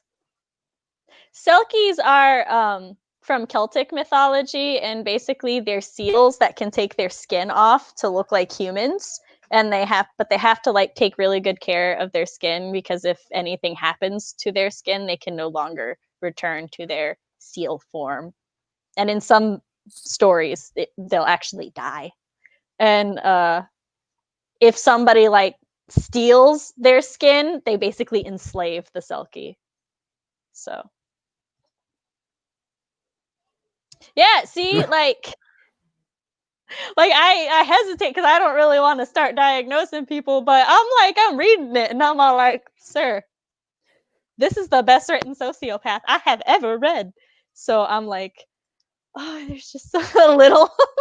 Sorry, I got a DM from Fox. He's like, a little, because he too has read Cheese in the Trap. Yes, Celtic, Scottish specifically. If I throw a beach ball at them in their human form, you're not right. Oh, the mention of anglerfish reminded me of a girl. Oh, I don't know if I want to keep reading. Yeah. Somewhere Yeah, I've heard about this. Oh, okay. Yeah, that's fine. We can put that too. Just put that in the horror thing. New levels. I wish I had the patience / time to make a whipped. If you do, I will be very upset if you don't link me, Sophie. I need to read it. I will boost that thing everywhere. Anglerfish males are tiny and basically become gonads.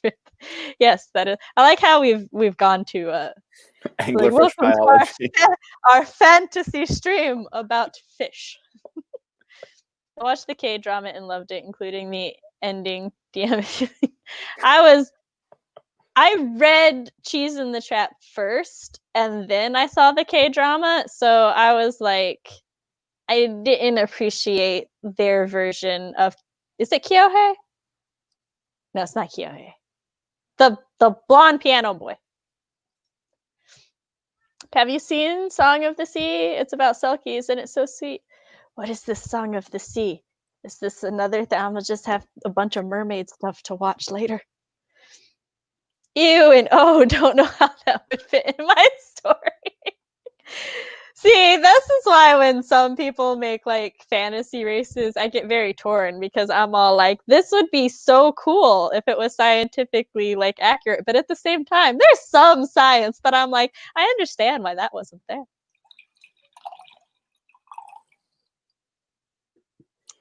I saw a sad story about a Selkie who was enslaved by a human who stole her pelt. Aw. Pelt, thank you, that's the word for it. I don't remember how it ended. If anyone does, let me know, please. I've read a few. There's one where they her sisters came and murdered him. I enjoyed that one. And there was another one in a series that I enjoyed the series for a while. And then it got special.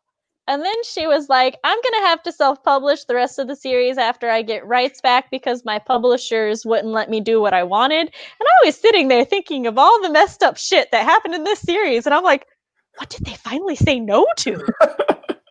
Do I want to know? I don't think I do. So I will not name names, though, because if you enjoy the series, there's just things you got to get past. That's all that I decided I was done getting past. I had other books to read. Yeah, I feel that.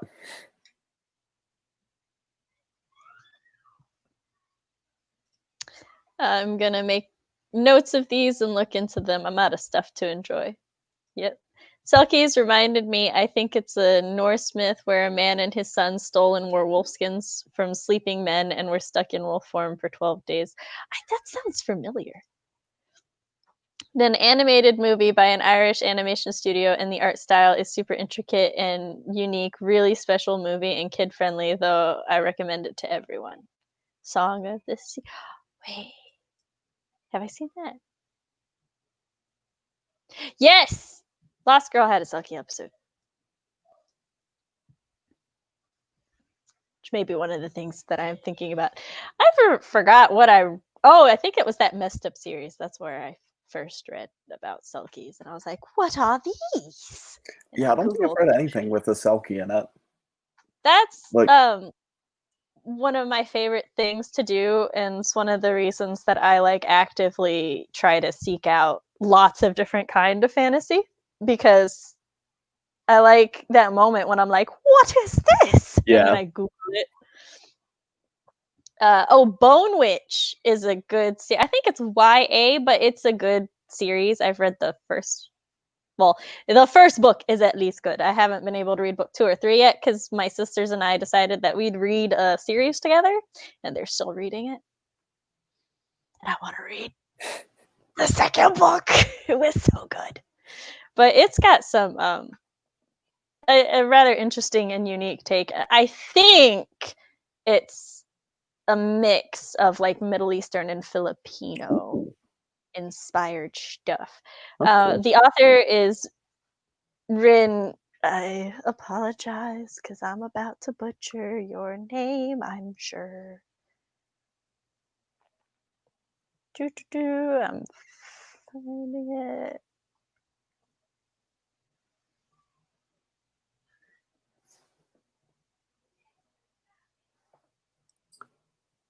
By Rin Chupeco. It's either Chupeco or Chupico. I'll type it in the chat. Yeah. I also I just finished a book by her last night called The Never Tilting World, where basically something happened and the world was broken. And so like one side is just night all the time and the other side is day all the time. It's cool. And it follows 4 different main characters. They're like in pairs of 2.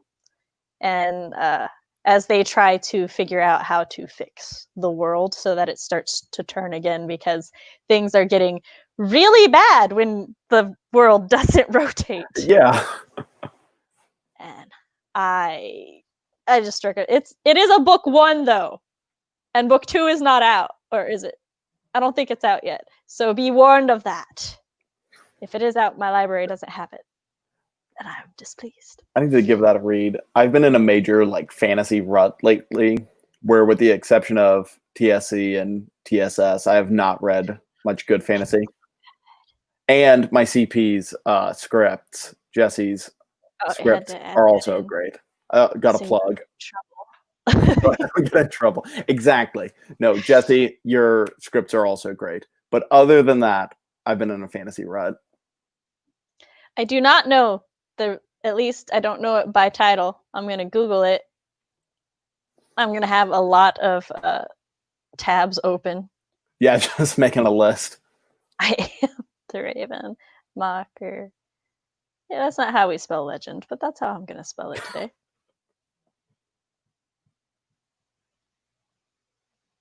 Ooh, it's a Cherokee thing. Okay, I can't read it right now, or y'all will just see me staring at my phone making faces. I want to find a good fantasy to watch. I haven't. Same. Let me know if you find one. There's not much out there. Ah, there we go. I do have a question for both of you and everyone else. With how common fantasy and sci-fi really tend to borrow ideas and themes from each other, do you know of any surprisingly original stories? I think that it really breaks down to, so for me, I can read the same trope or the same cliche over and over, as long as the story and the characters are good, because to me, every story, I'm very character oriented. So as long as this character is experiencing the story in their way, it feels different to me. But if this character is reacting the same way every other character I've read this story about does, then I don't like it, because I'm like, I've already read this story, right? Yeah. So for me, I think that it boils down to that, which is why, like, there are some tropes that if I see in a, like, how to phrase without fumbling my words too bad. So if I see a story by a Black author that features a Black character, and it's the same old fantasy story that I've read 100 times, I'm probably going to buy that book anyway, because it's not going to be the same. They're going to bring a different or a fresh perspective on it than what I've read, reading all of the old fantasy by, in the same narrative voice that I have lovingly called old man fantasy voice. So that's, it's just stuff like that. Yeah. For me, I'm sorry. Go ahead.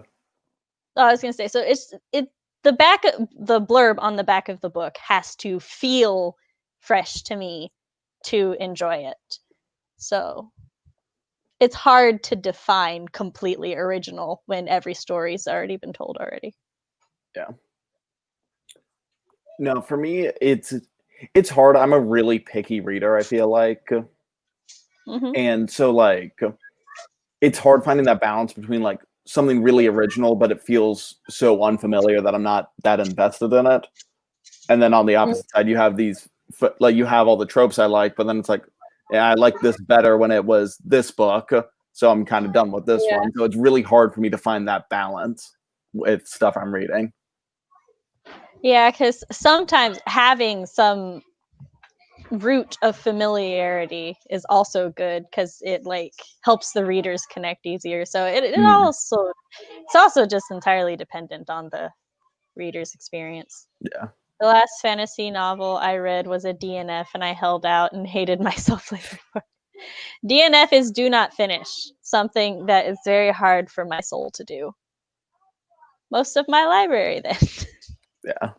I DNF like crazy. I just read The City We Became by N.K. Jemisin. It's urban fantasy / sci-fi / Lovecraftian mixed all together, and it is amazing, and it was so original and gripping. See, when I see the words Lovecraftian, that's when I like tune out, because I don't like Lovecraftian things. That's which I know people may be like, Sam, you said you're a horror buff. Why, yes, I am, and that's part of why I don't like him. Because his like horror is, I like horror with a purpose. I like horror with a plot.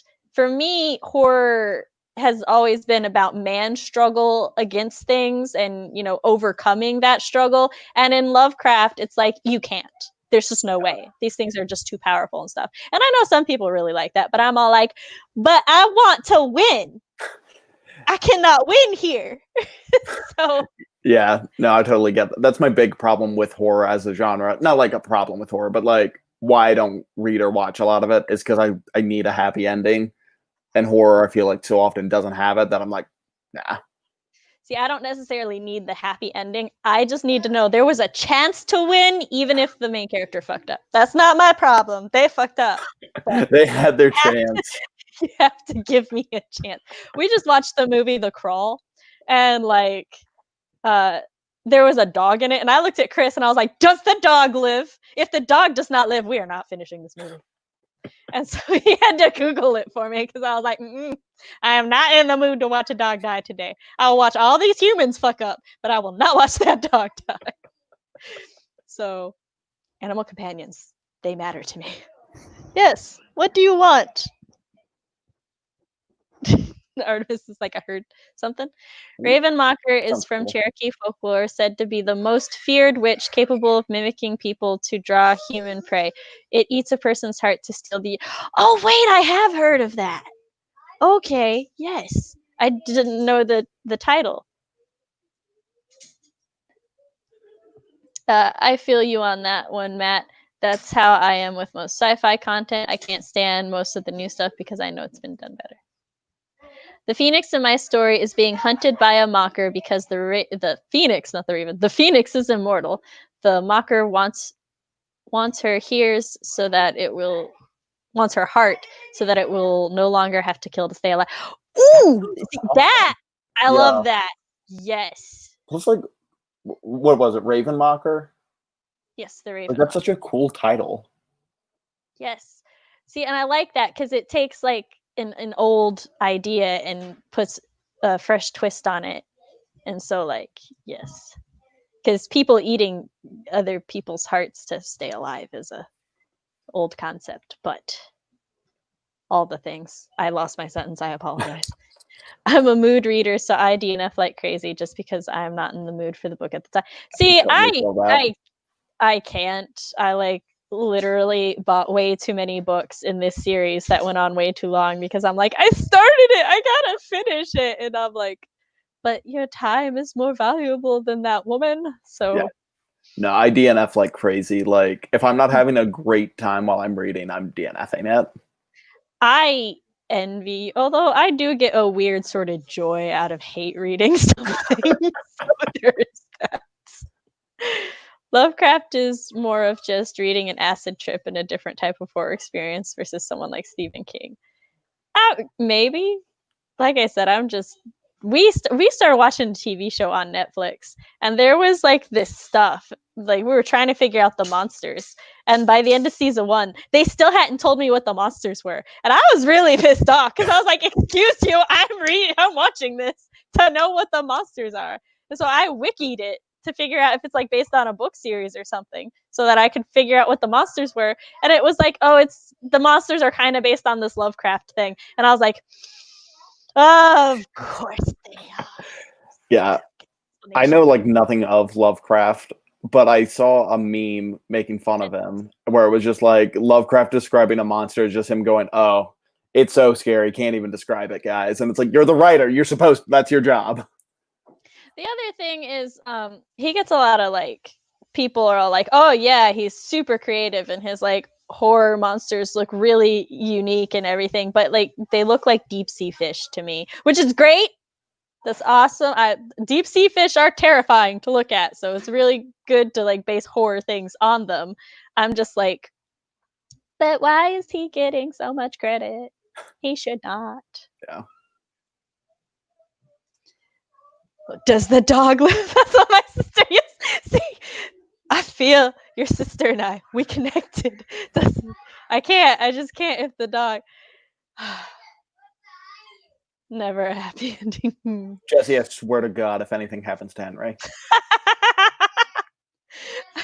I've never read Lovecraft personally. I'm not a horror fan at all. It's all kinds of interdimensional craziness.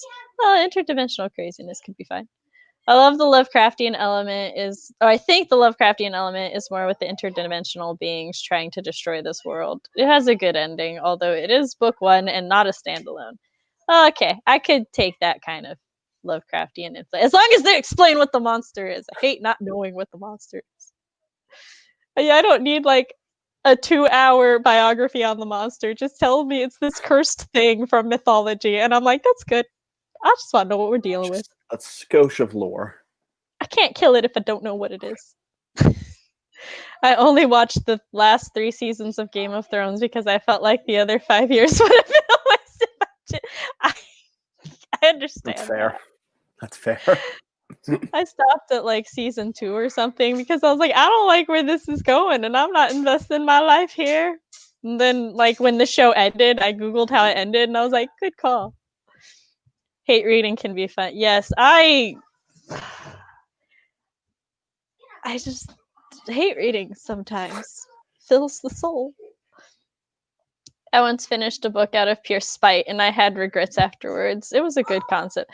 I feel like that way about this trilogy I read when I was a teenager. I really enjoyed the idea. And like book 1 was great. And then book 2 and book 3 made me so angry. I was like, I'm gonna just burn them. Yeah. Just burn them for wasting my time. But I don't remember what I actually did with the book. I didn't burn it though. I hate watch anime because I don't like anime and I just want to complain. He does! Oh my god. He does so much. Oh, excuse me. As do I sometimes. Depends on the anime.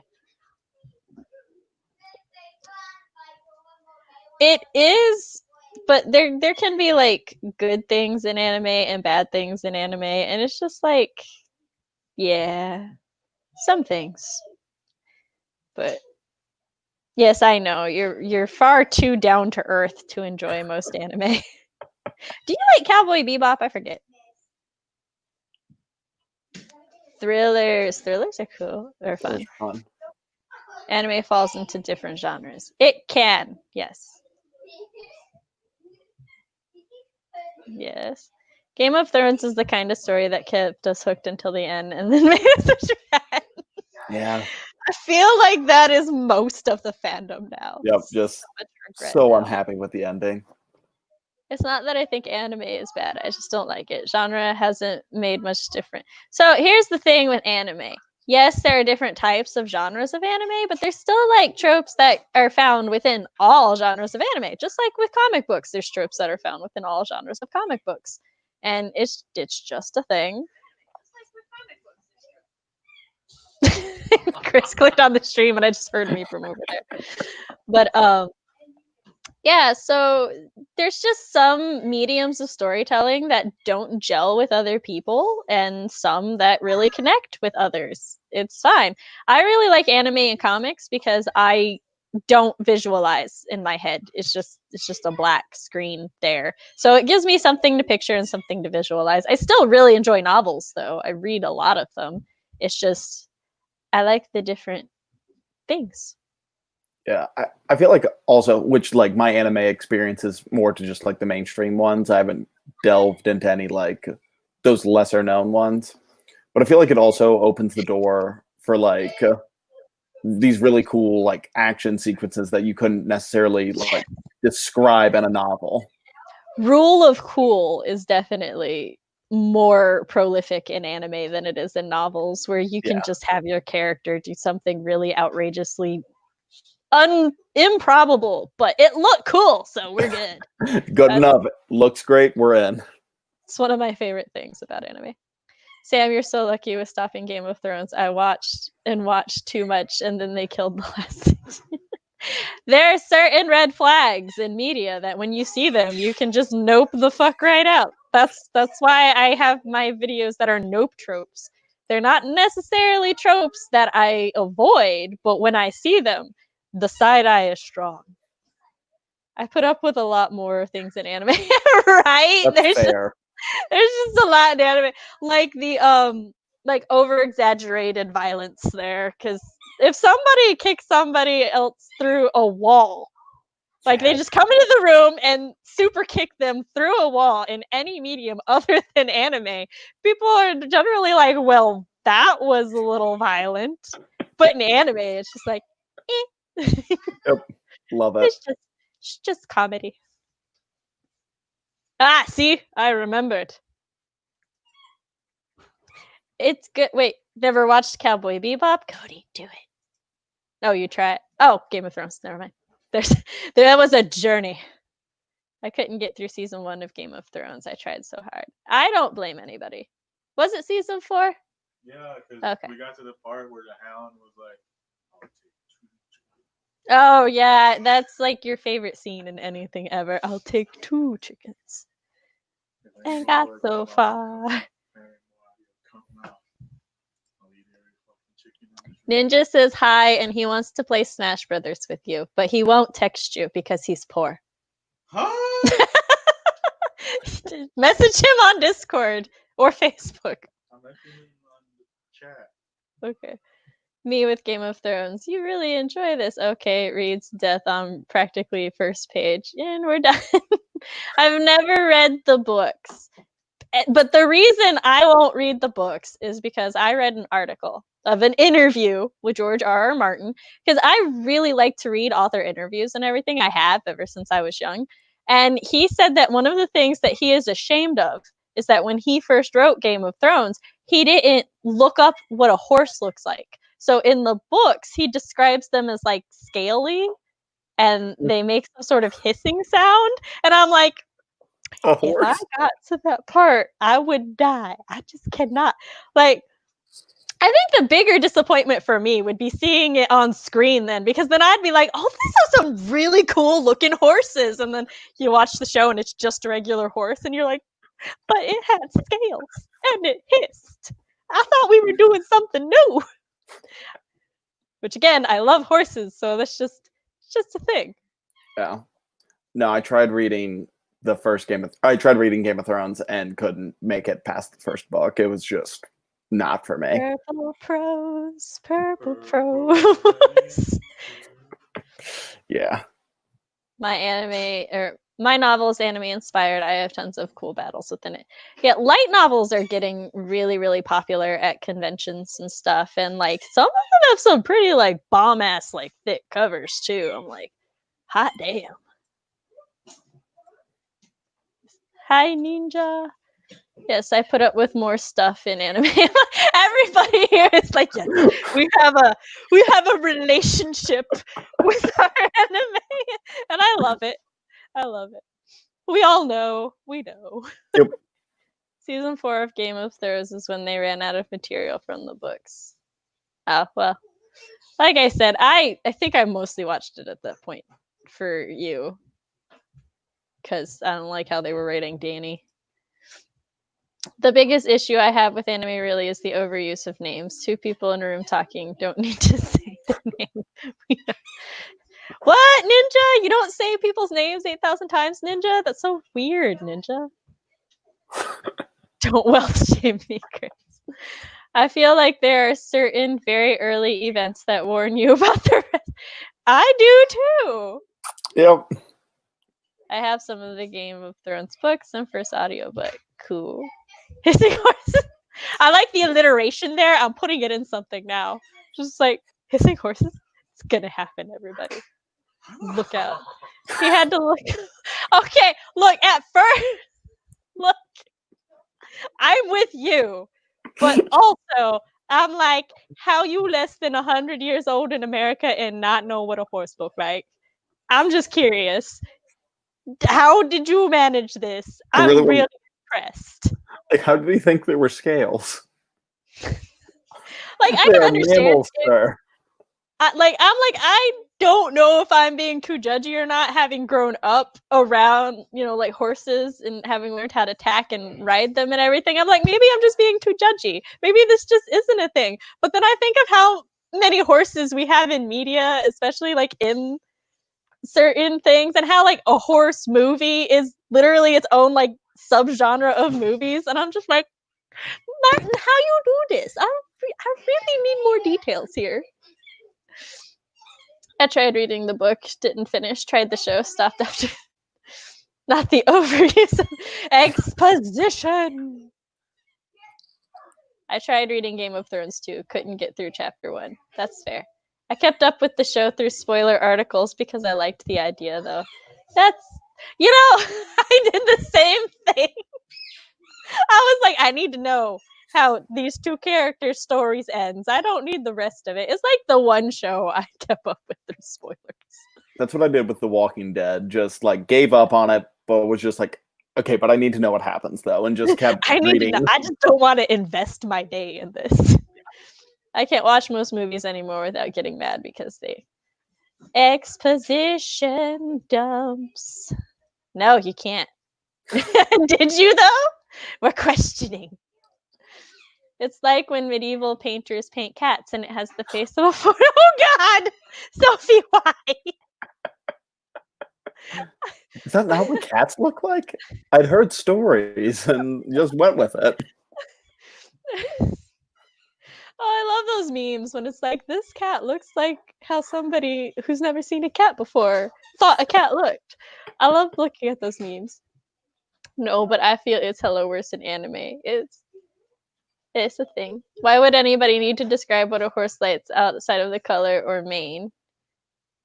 I mean, if I'm putting the saddle on its back, or if it's a particularly big horse, I need to know. Because there's some horses that are like as a little like taller than me, and then there's other horses where like I come up to their chest and that's it. Like those fuckers are big. I just want to know size. I also need size. And if you're petting its fur instead of its scales. That's this horse is molting. Great. I don't know. See, I've never read it. I just watched or read the interview in which he says it. So if he never actually describes a scaled horse, he called himself out for something he never did. I will look for the interview and link it later if I can find it. I want an author to describe the arrangement of a horse's internal organs to me. How else will I know if it's a good horse if their pancreas? I don't know where the horse's pancreas is. Turn to complete. What's TWD? The Walking Dead. Oh, okay. Thank you. What in the Shadows Vampire? We're in the vampire in the Shadows movie. We're like, I don't know. Let me see if I can. Oh, okay. I see what you're talking about now. Fever getting too high. That's fair. Hold on. I'm gonna try to find the article. So, how many people here are writing fantasy right now? No, why would you show me these things? You don't know what the fuck. I said I realized what you were talking about. I didn't need to see it. Or I thought what we had was special. George R.R. Martin, Scaly Horse interview. See if I can find it that way.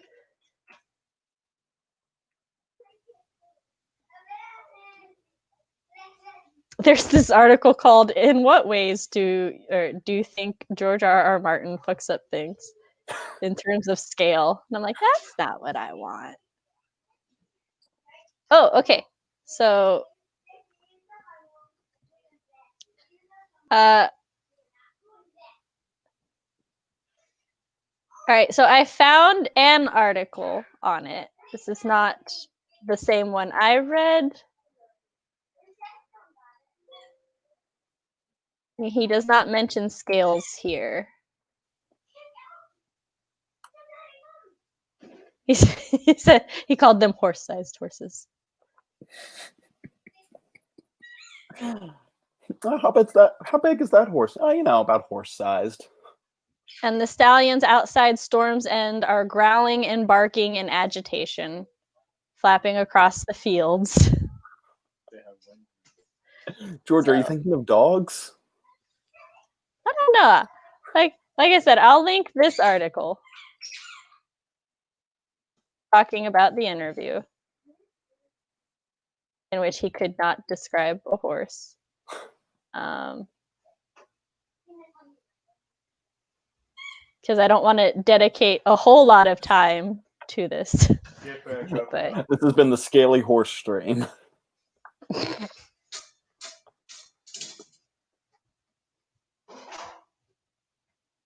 and we shall get back to the comments.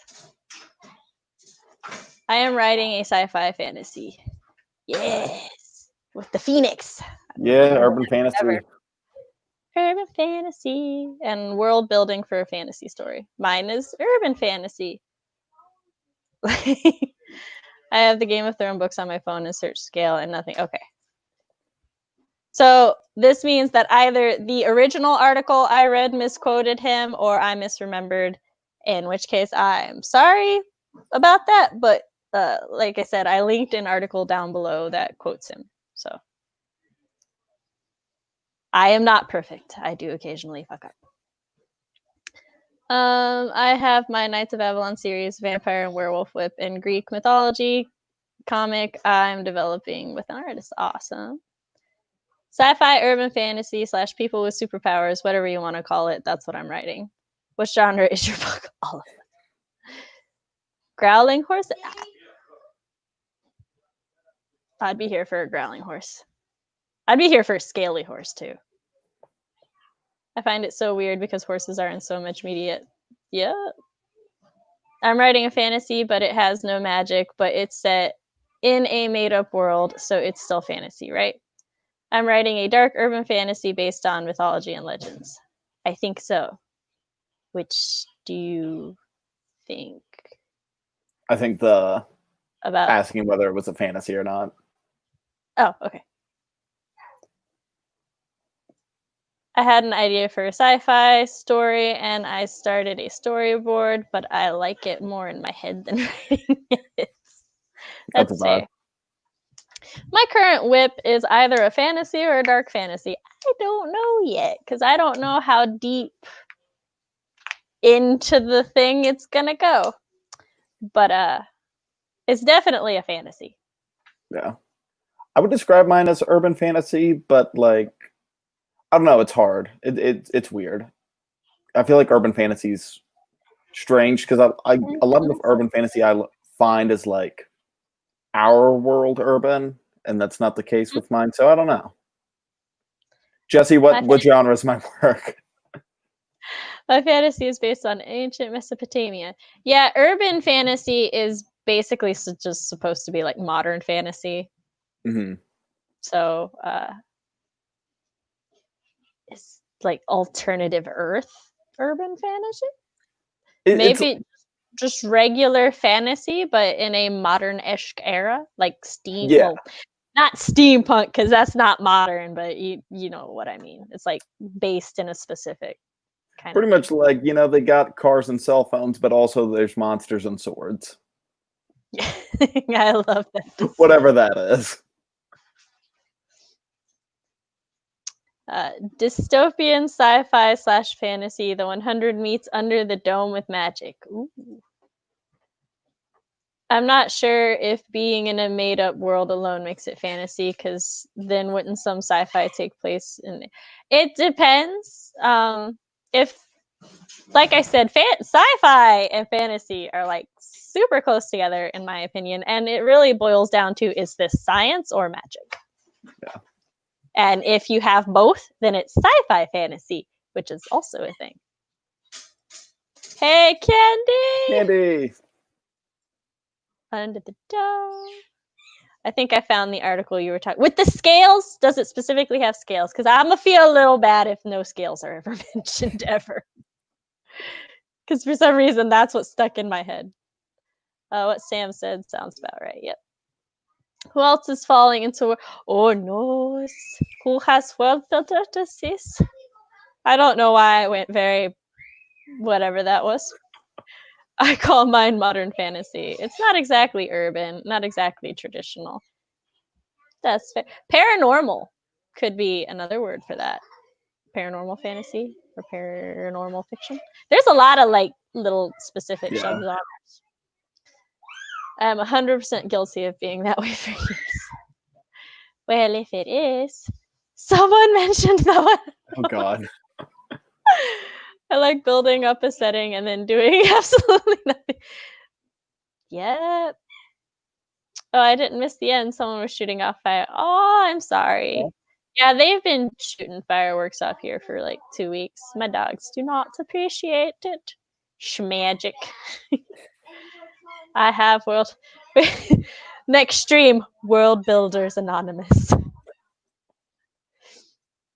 So many. The 100. I'm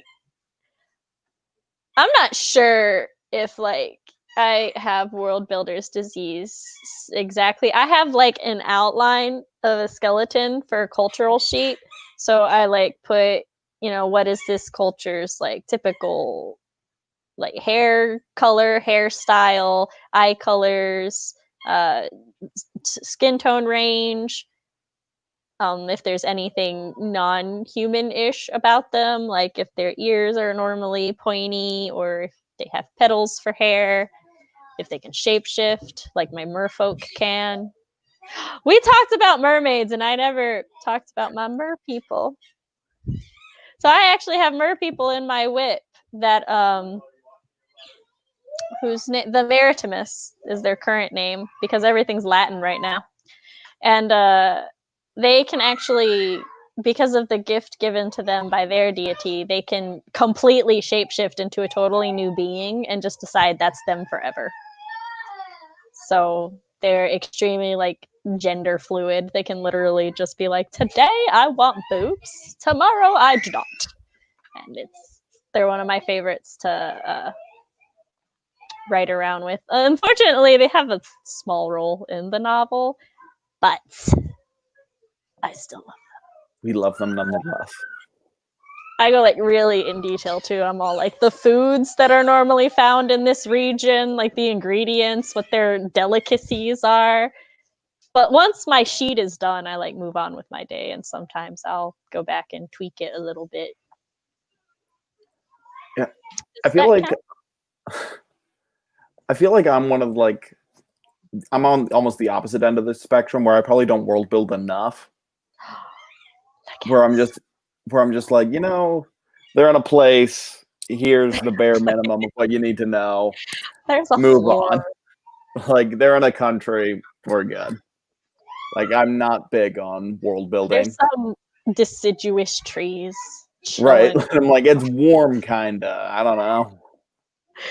Nothing about scales, but that's okay. Well, then I formally apologize for the scale misunderstanding, but his horses do a lot of other weird things. And I think maybe I just think scaly horses are cool, so. Just saw a post comparing 2020 to Umbridge's train in Hogwarts. It's fair. I could use everybody. World builder sneeze in their direction, but not real sneezing. Based on what I know about you, you're a character builder more than it's probably true. Yeah. My fantasy world has an entire species that is agendered and agender fluid deity. Ah, yeah. They're in a place mood. World Builder's Disease is excessively building the world of your story, every last detail that may not even be relevant, forgetting that you have to actually write a story in this case. Thank you, Leanne. That was very well stated. Oh. I world build, I think, just enough and go back and add and edit. So Audra is the Goldilocks of world builders, because that's just going to be this channel's thing for when you're in the middle. When you're accurate. I mean, I forgot that there are characters outside my main cast, so I don't think I have it. Yeah, you definitely don't have it. All right, so we've been up for about 2 hours now. Excuse me. Matt, are you good to go for another like 15 minutes or? Sure. Okay. Matt, do you think you could hold the fort down while I pee? Will do. Okay, everybody. Matt is your sacrifice. All right, guys, what you got for me? World Builder's Disease is excessively building the world of your story, every last detail that may not even be relevant, forgetting that you actually... Oh, we already hit this one. But yeah, no, I don't have that. Not at all. Is there a way for me to get the comments to go? I don't think I have control of the comments. Oh, well. You're all going to see me pour a glass of wine.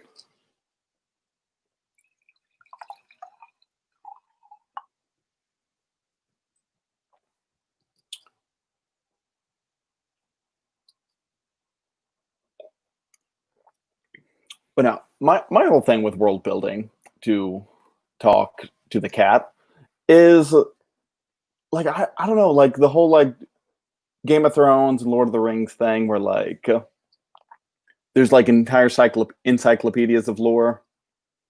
It's not really my thing, because I'm just like, it's not relevant. So just give me the bare minimum of lore. Give me the amount of lore I need to understand the story, and call it a day. I don't know. Maybe that's just me. I can't move through the comments. Only Sam can do that. So she's back. Perfect. Oh, sorry. I must have set my headset down on the mouse.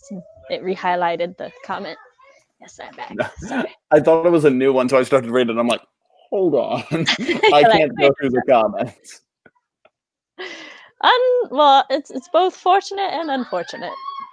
Yeah. But yes, I had not peed in like 4 hours, so I had to pee. Understandable. Oh wait, we already read that one. As long as nobody gets to the Star Wars point where you have 2 books directly contradicting each other, you're good. Consistency is key. You're being told to drink. Do a fun dance for us. Which is funny, because when I told Matt that I might be late, but I could like set up the stream on my phone, but then I might have to be gone long enough to get in the house and everything. I was like, can you hold the fort down? And he was like, yeah, I'll just dance. So instead I poured wine. I poured wine and spoke into the void. Yes, okay. Great. Grapes really helps. Geography, religion, achievements, politics, economics, social structure. Plus, the acronym is fun. Yes, good. I have all of that on my outline. I'm going to ask what kind of wine, even though I know 0 about wine. It is a red blend. To talk to me. While you were gone, I said I was talking to the cat instead of you. Oh, was she up here? No, but I can kind of see her shadow a little bit. Oh, wait, that one. That is Balder. Yeah. We were having a little chat. Gotcha. The comments control you. My co-author and I don't world build, we song build. We pretend certain songs we like are written and sung by our characters. I love that! That's awesome. I express what is needed in the moment. I think too much world building at once is kind of info dumping, but if you organically explain stuff as it's needed, it'll add up an interesting way. Yeah, I think, at least I was talking about like just having the information and building the world outside of the actual draft writing.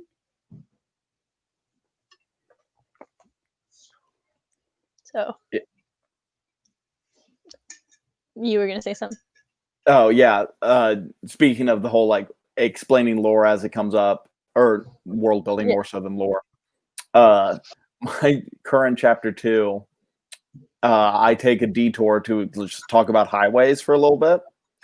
Oh no. Because I guess for that one chapter I had world building disease, where I'm just like, story, hold on, we need to talk about the highway system. No, I don't need to know the origin of your highways, Matt. Just a solid page of highway origin. That reminds me in the Grape of Wrath, there's an entire chapter dedicated to a turtle crossing the road. And I'm like, the turtle doesn't even make it all the way across the road by itself. A light car comes by and shoots the turtle the rest of the way across. And I was like very concerned about Michelangelo, because that's what I named the turtle when I was like 13. My problem is that I'm a planner at heart. I love planning. I just spent a few days creating a 4-page plan for a unit study I'm doing with my daughter when we start school back up. See, I feel that that's why I created like the outline for my societies, because I'm like, once the outline is filled in, I'm done, right? I'm good. I have what I need. Oh, excuse me. One of my main characters is a bard, and I have a playlist called Songs Theo Probably Wrote. It's a good character building tool. I love that. I have a color-coded schedule for how I spend my days, and I have a chart with our whole school year planned out. The problem is that I'm always planning, and then I shut down when things get off track. Oh, yeah, I'm sorry about that. I was raised a truck driver's granddaughter, so we never knew what weekends he would be home. So ever since I was young, I'm very accustomed to, oh, well, things happened. We have to change what we're doing really quick. So when my world needs more world building, I just throw another god at it. It's fair. It's one way to do things. Extra world building is great for writing a series. It makes sure you're consistent. For a one-off, it can be a bit much. I will have the same level of detailed encyclopedia for my one-off as I do my 13-book series, and you can't stop me. He would probably judge me harshly, though, when he visits. It's important to know the information, even if most of it doesn't actually go into the drafting, it will shape it. Exactly. See, I feel like knowing the culture and everything in which your character grows up in really helps inform like how they will react to certain things. Like if your character grows up in a more conservative culture, then if another character they see is randomly stripping, they're probably gonna be like, "Excuse me, why are you naked all of a sudden?" But if a character like grows up in a more like communal, I don't know how to describe it really, but it's just like where the body is just the body, and like everybody bathes in the same community's hot spring or something, then they're probably going to be like less embarrassed to nudity in general, but everybody's still different, so you can still like have a character that's you know a little on the edges of your cultural average. This is why I script my videos, folks. I have G Persia. That's how I'm going to say that word.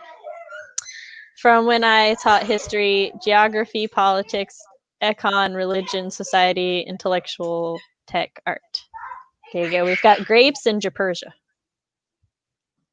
That's pretty much how our characters have developed. Yeah. And that planning addiction comes into the world building element, and I just get caught up in, yeah.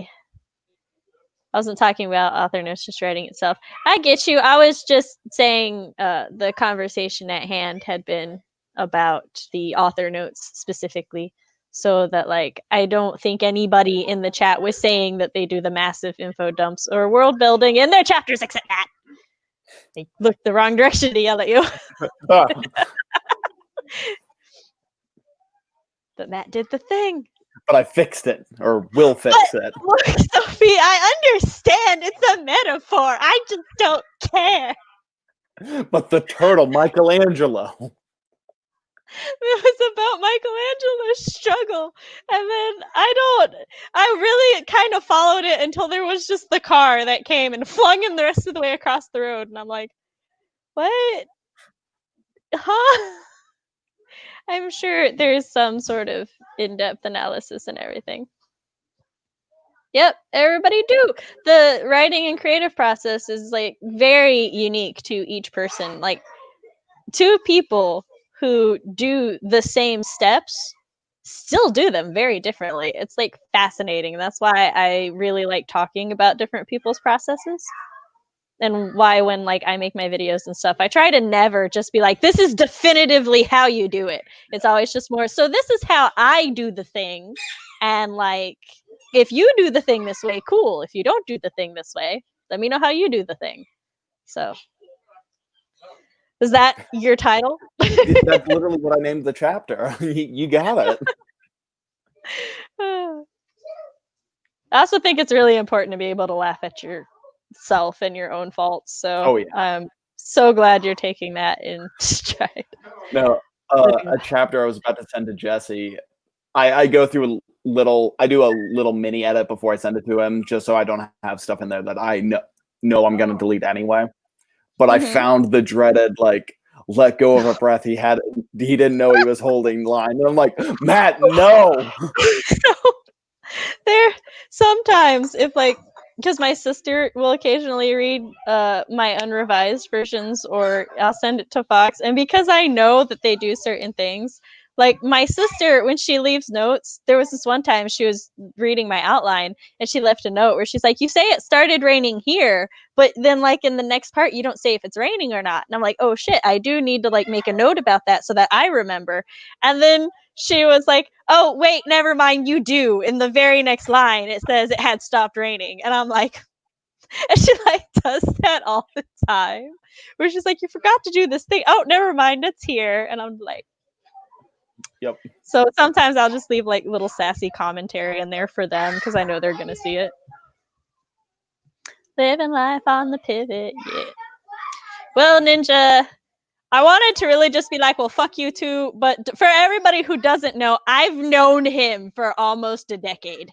So this is just how I react to him, not everyone else. But fuck you too, brah.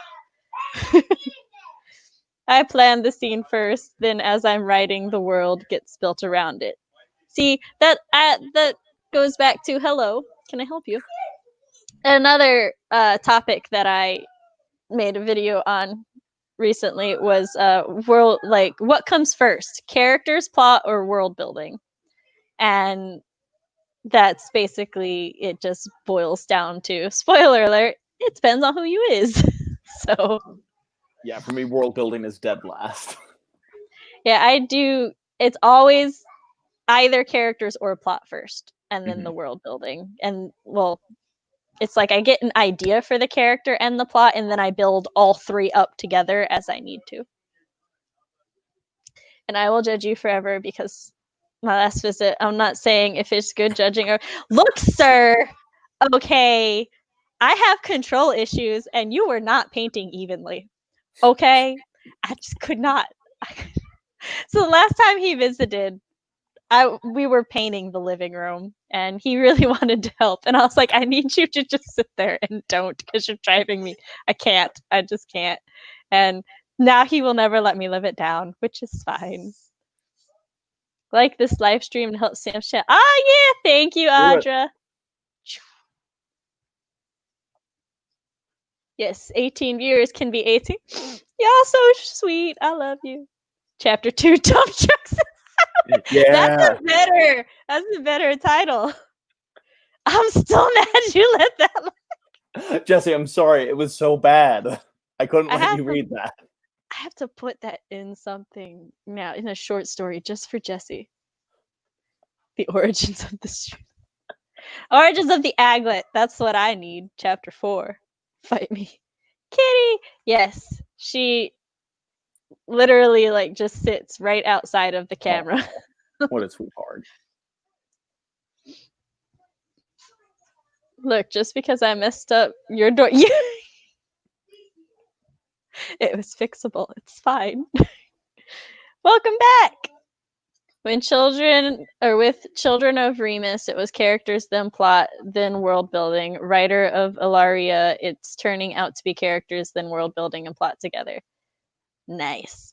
I do think with my current whip, I actually, because it used to be a fan fiction, so in order to be able to redevelop my characters and my plot, I had to build the world so that I could separate them in my mind. But I still had a base idea of what I was gonna do. And Nova's a lot less moody now and just far more angsty and just done with the world. And I'm like, yes, I love her We so love much that more angst. now. I do. Because she's just like, my kingdom was conquered. Your kingdom was conquered. Nobody wants to fight the big bad guy. I'm gonna go in this corner and become a goddess. Bye. And I'm like, not entirely, but sure. Go yell at the deities. It's fine. No, that is perfect. Okay. Yes. What were you gonna say? No, just I with angst, I can't stop myself from writing just my characters being so angsty and sad and emo. And like this last chapter I was reading before sending it to Jesse, I'm just like, dude, shut up. Everyone knows you're sad. We don't need to hear about it for 5 more pages. We all know. Shut up about it. What you call your own character? Like, he needs to stop being such a drama queen. That's all I'm saying. What is a phrase or word everyone has found themselves falling back on as a bad writing habit? Ugh. I gotta think. I used to write suddenly a lot. For me, it's a structure. I use the same sentence structure a lot. I'll do like dialogue he did while doing an action, and it's just so much of that. Oh, incorrect dialogue tags? Or like they'll be grammatically correct. It's just the same structure a lot. Oh, I get what you mean now. Sorry, I Like, processed that wrong. Yeah, like I'll throw in an action at the end of the dialogue tag to give movement to the scene, but it just ends up being like so much of the same structure. You could just get rid of the dialogue tag and then it's all like, look out! He threw the ball. Mm-hmm. So, sorry, my brain's all like, what do? I know I have bad habits, but what are they? Fox, what are my bad habits? Bad is perfect to me. Sounds like a line from yes. That's me and Jesse. I'm bad for you. You'll be in danger because of me. But bad is perfect to me. Sense is a word I use a lot. Everyone shrugs like everyone. Yep. Oh, yes. So many shrugs I have a lot and of eye shruggers. And sighs. Oh my god, people sigh so much in my stories. A lot of I don't smiles know too. just all the time, but I noticed it one day and it made me angry. I use just a lot as well. I hate but love those moments when you're writing and while you're writing you just stop and you're like, I've used this word 5 times already. And you're so mad at yourself and I can't just think of another word in that moment. So I'm like, just gonna use it 5 more times and fix it in revisions. Yep. Shrugs and sighs. Yep. You could literally name my book Shrugs and Sighs and it would fit. Shrug, sighs, and highways. Highway to sighs. Lots of eyes widening and the word definitely used. Oh, eyebrow raises. Raising one eyebrow. Mm-hmm. Which is, it's the thing I do, like, constantly. And because I do it all the time, it doesn't seem weird to me. But then when I write it, sometimes people will be like, they like do a lot with their eyebrows. And I'm like, don't you? Like, Hugo become that goddess. Yeah. That's Nova becoming the goddess. I already am the goddess. I created the world. Also, lots of head shaking. Yeah. Oh, I do a lot of nodding. Crossing arms too. Yep. Crossing arms with a deep, deep sigh, because I write a lot of edgelords. We love angst. Angst is my favorite. Yeah. Love angst. Matt, he had horrible things happen to his loved ones. Look. Don't talk bad about it. I know he did, but no one wants to hear about it. He needs to get over it. I know it's only been like a day, but still. I use just a lot too. Sometimes I don't even realize it. He's my Henry! Someone was reading my book today and got to a certain part that was super mean and went, holy shit, I killed someone's little sister because of the actions of the MC. Oh no. Well, hot damn, how dare you? I would like message not nice thing. Well, it depends on our level of friendship, but I constantly get fuck yous like in my critique notes. I'm like, yes, it's the goal. Suddenly also oh my god, yes, commas. Not using Commas them right. catch hands on sight. Commas catch hands on them. I hate them. I hate commas so much. Get rid of them. Like, So I can critique better than I can critique other people's grammar better than my own. And Same. so I'll be like critiquing and I'll be like, divorce this sentence, remove this comma. Like there doesn't need to be this comma here. But then like in my own, I'm all like, do. So then my critique partners will use my own phrasing against me. And I'm like, how dare you? Yeah. No, I'll be just calling people up and be like, oh, actually, this is a comma splice. And then my own manuscript is just filled with comma splicers. We know our sins. Unfortunately, and I managed to misspell it most of the time. Oh my gosh, yes, there are certain words that I can just not spell right to save my own life. They could be like, we're gonna shoot you right now if you don't spell this word right. And I'll just be like, Google. Guess I'm dying. Like, no, I can't spell. Quick exercise for the group. Describe the main character from your whip in 3 words. Angsty right. pretty boy. That's so weird because I was gonna be like, my instinct was angsty badass. Angsty pretty boy. I'm here for it. In 3 words. Rebellious shadow queen. Ooh. My book is full of sighs, but there's a lot to sigh about. Isn't there?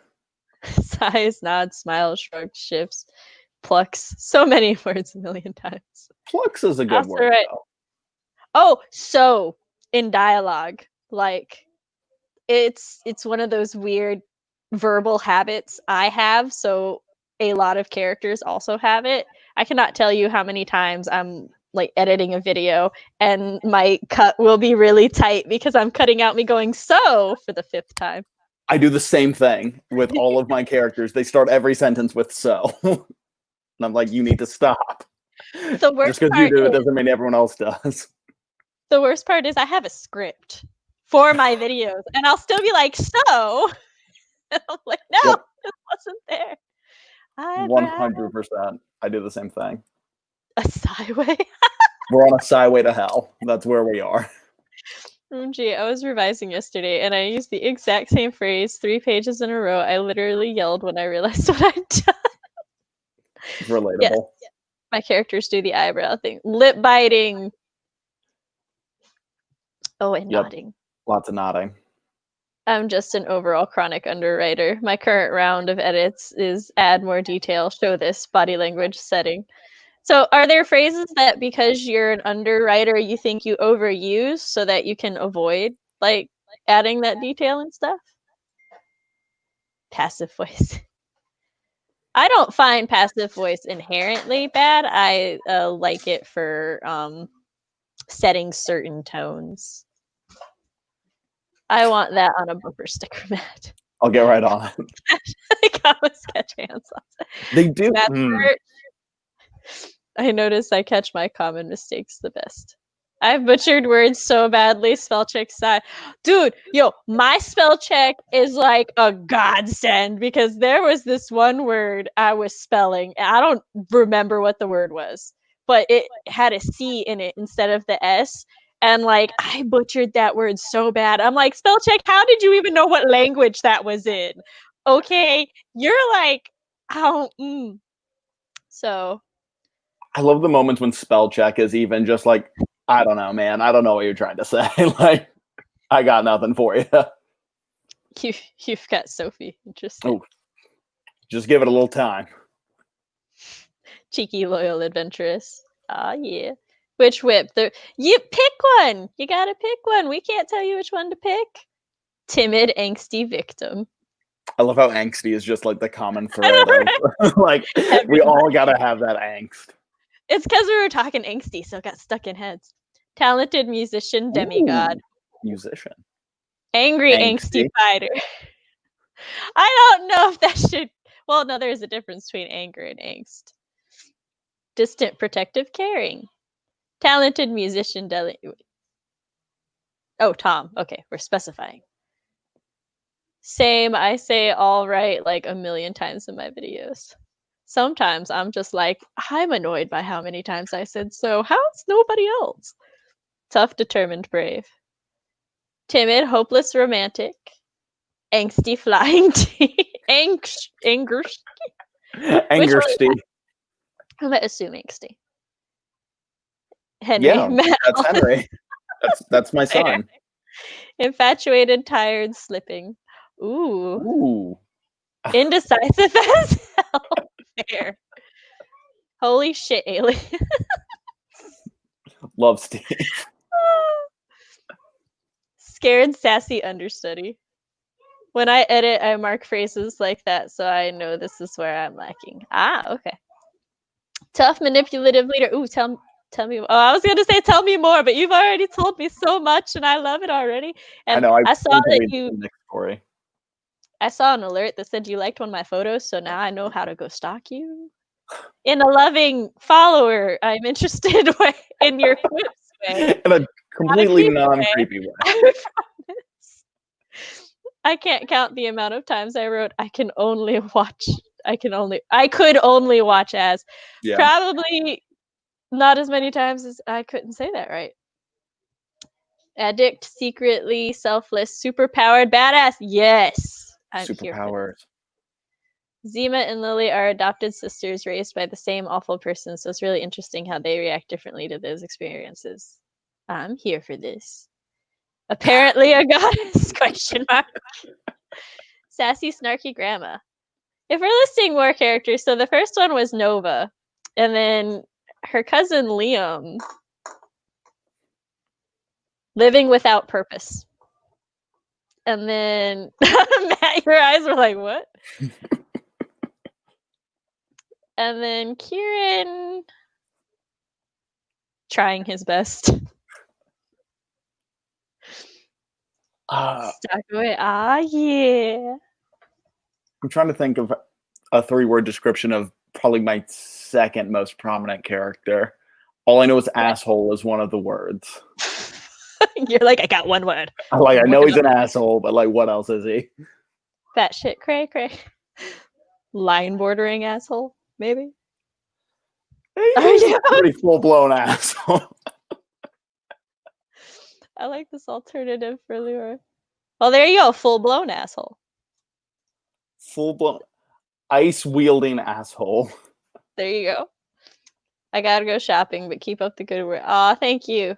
I will try to link them in the group chat, which Adam had asked me to do at one point, and then I forgot for like 3 weeks. So, but I'll try to remember. Well, he tried. Say bye to Ninja. Scientific intelligence sadist. For like, I know we weren't doing like the antagonist ones, but I just thought of one for my king bad guy, and it's knows what he's doing. I know it's 4 words, but I do what I want. For he's all right, got this. let's go. My antagonist, I'll go pompous shithead. Puppish. All right, everyone, can you do your antagonist in 3 words? Leanne also said bye. If I don't see your comments, like there's sometimes lag between YouTube and StreamYard, which is what's hosting us. Oh, okay. Sparrow already did. Perfect. There you go. Jameson, evil mad scientist. Dr. Spencer Reed, antagonist, eh? That is what I said.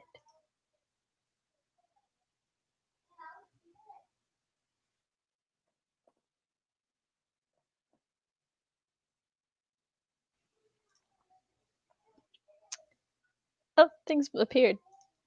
My baddies, zealot, determined, and righteous. I like when you have a zealot villain because Yeah. there's just like no getting through to them, and I'm like, I love that devotion to whatever they're doing. That looks so cliche when I write. Fair. Brainwashed mad scientist. Oh, the mad scientist. We love a good mad scientist. Spencer Reed, that sounds so familiar. Whom is this? Smiley. Entitled Politician's Kid Wannabe Leader. I love it. Do my other stories have antagonists? I am unsure. Oh yeah, because you do that one writing format. Not 3 words, Handsome but if you don't know. I'll allow it because I love it. Ruthless, cruel, tough. Ooh. So my Raymond brain Rivers, I like processed that. it as villain Raymond Rivers was the sentence, and I was like, I'm intrigued by the mystery, and then I kept going. Loyal, vengeful, violent. Still intrigued. Different way. Book 2, baddie. Obsessive, stalker, cruel. My brain keeps reading baddie as daddy. I'm gonna have to stop doing that. Indeed. Indeed. Matt's reading a whole different genre. Okay. Thank you. Also, welcome. I do not think I have seen you in here. Welcome to the stream. I also have a Gideon inspired by the same show. Got you. Well, the name inspired the character is far too awful to be inspired by the character. Awesome. Joey, he laughs. Kishoten Kesu. Or is it Kezu? I forget if you are supposed to say the T. I do, and it doesn't always lend itself to antagonist. Yes. Oh, a less cliche one for Jameson. Hellbent on revenge. Or maybe that's just as cliche. I don't know. Oh, it's fine. Oh, well, thank you. You're welcome.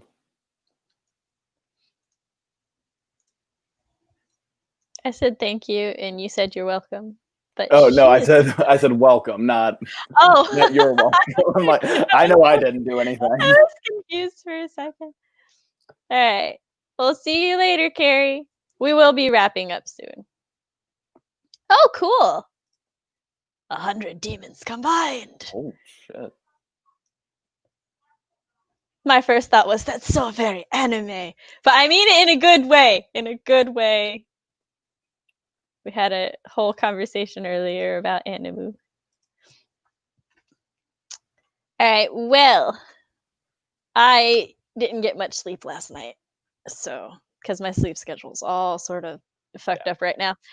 But this has been fun. And Matt, go ahead and tell them who you are. Oh, hold on. First. Sequel MC, is it Crystalla or Crystalia? Do I say that 1, 2, or neither of those ways? Immortal Phoenix Queen struggling against the memories of all her past lives. Ooh. Wait. Does that imply that the MC? Oh, sequel MC. I'm sorry. I thought that was like sequel antagonist. So I was like, wait, does the MC become the antagonist? There's a whole level of something that did not happen. Nice chatting with everyone. Thanks. Thank you. So, I'm remembering my brain. Matt, go. I'm Matt. I write what is maybe an urban fantasy. I think it's an urban fantasy. There's buildings. You might know me from CC. And yeah, this has been fun. Follow me on Twitter and Instagram if you want to see bad content. Links down below. All right, I'm writer mom Samantha Nasset. This is my channel where I talk about writer things, parent things, and writer parent things. I host live streams every Monday. Sometimes we do write-ins. Sometimes we do Let's Talks. This was our first Let's Talk. Let's Talk. I can't talk, but I do it anyway. But let's do it anyway. Hope you guys enjoy. Thank you all for coming. Thank you for watching. I saw several new faces in the chat today, so thank you for being here, and thanks for sharing all of your stories and everything. I think everyone's whips sound really good. If you want to self-promo, as always, I'm self-promo friendly in the comments and the chat, so you guys can go stalk each other and everything. And if you're watching this on replay, because there are people who do, thank you very much. All right. Bye, everyone. Later, y'all. I'll find the camera eventually.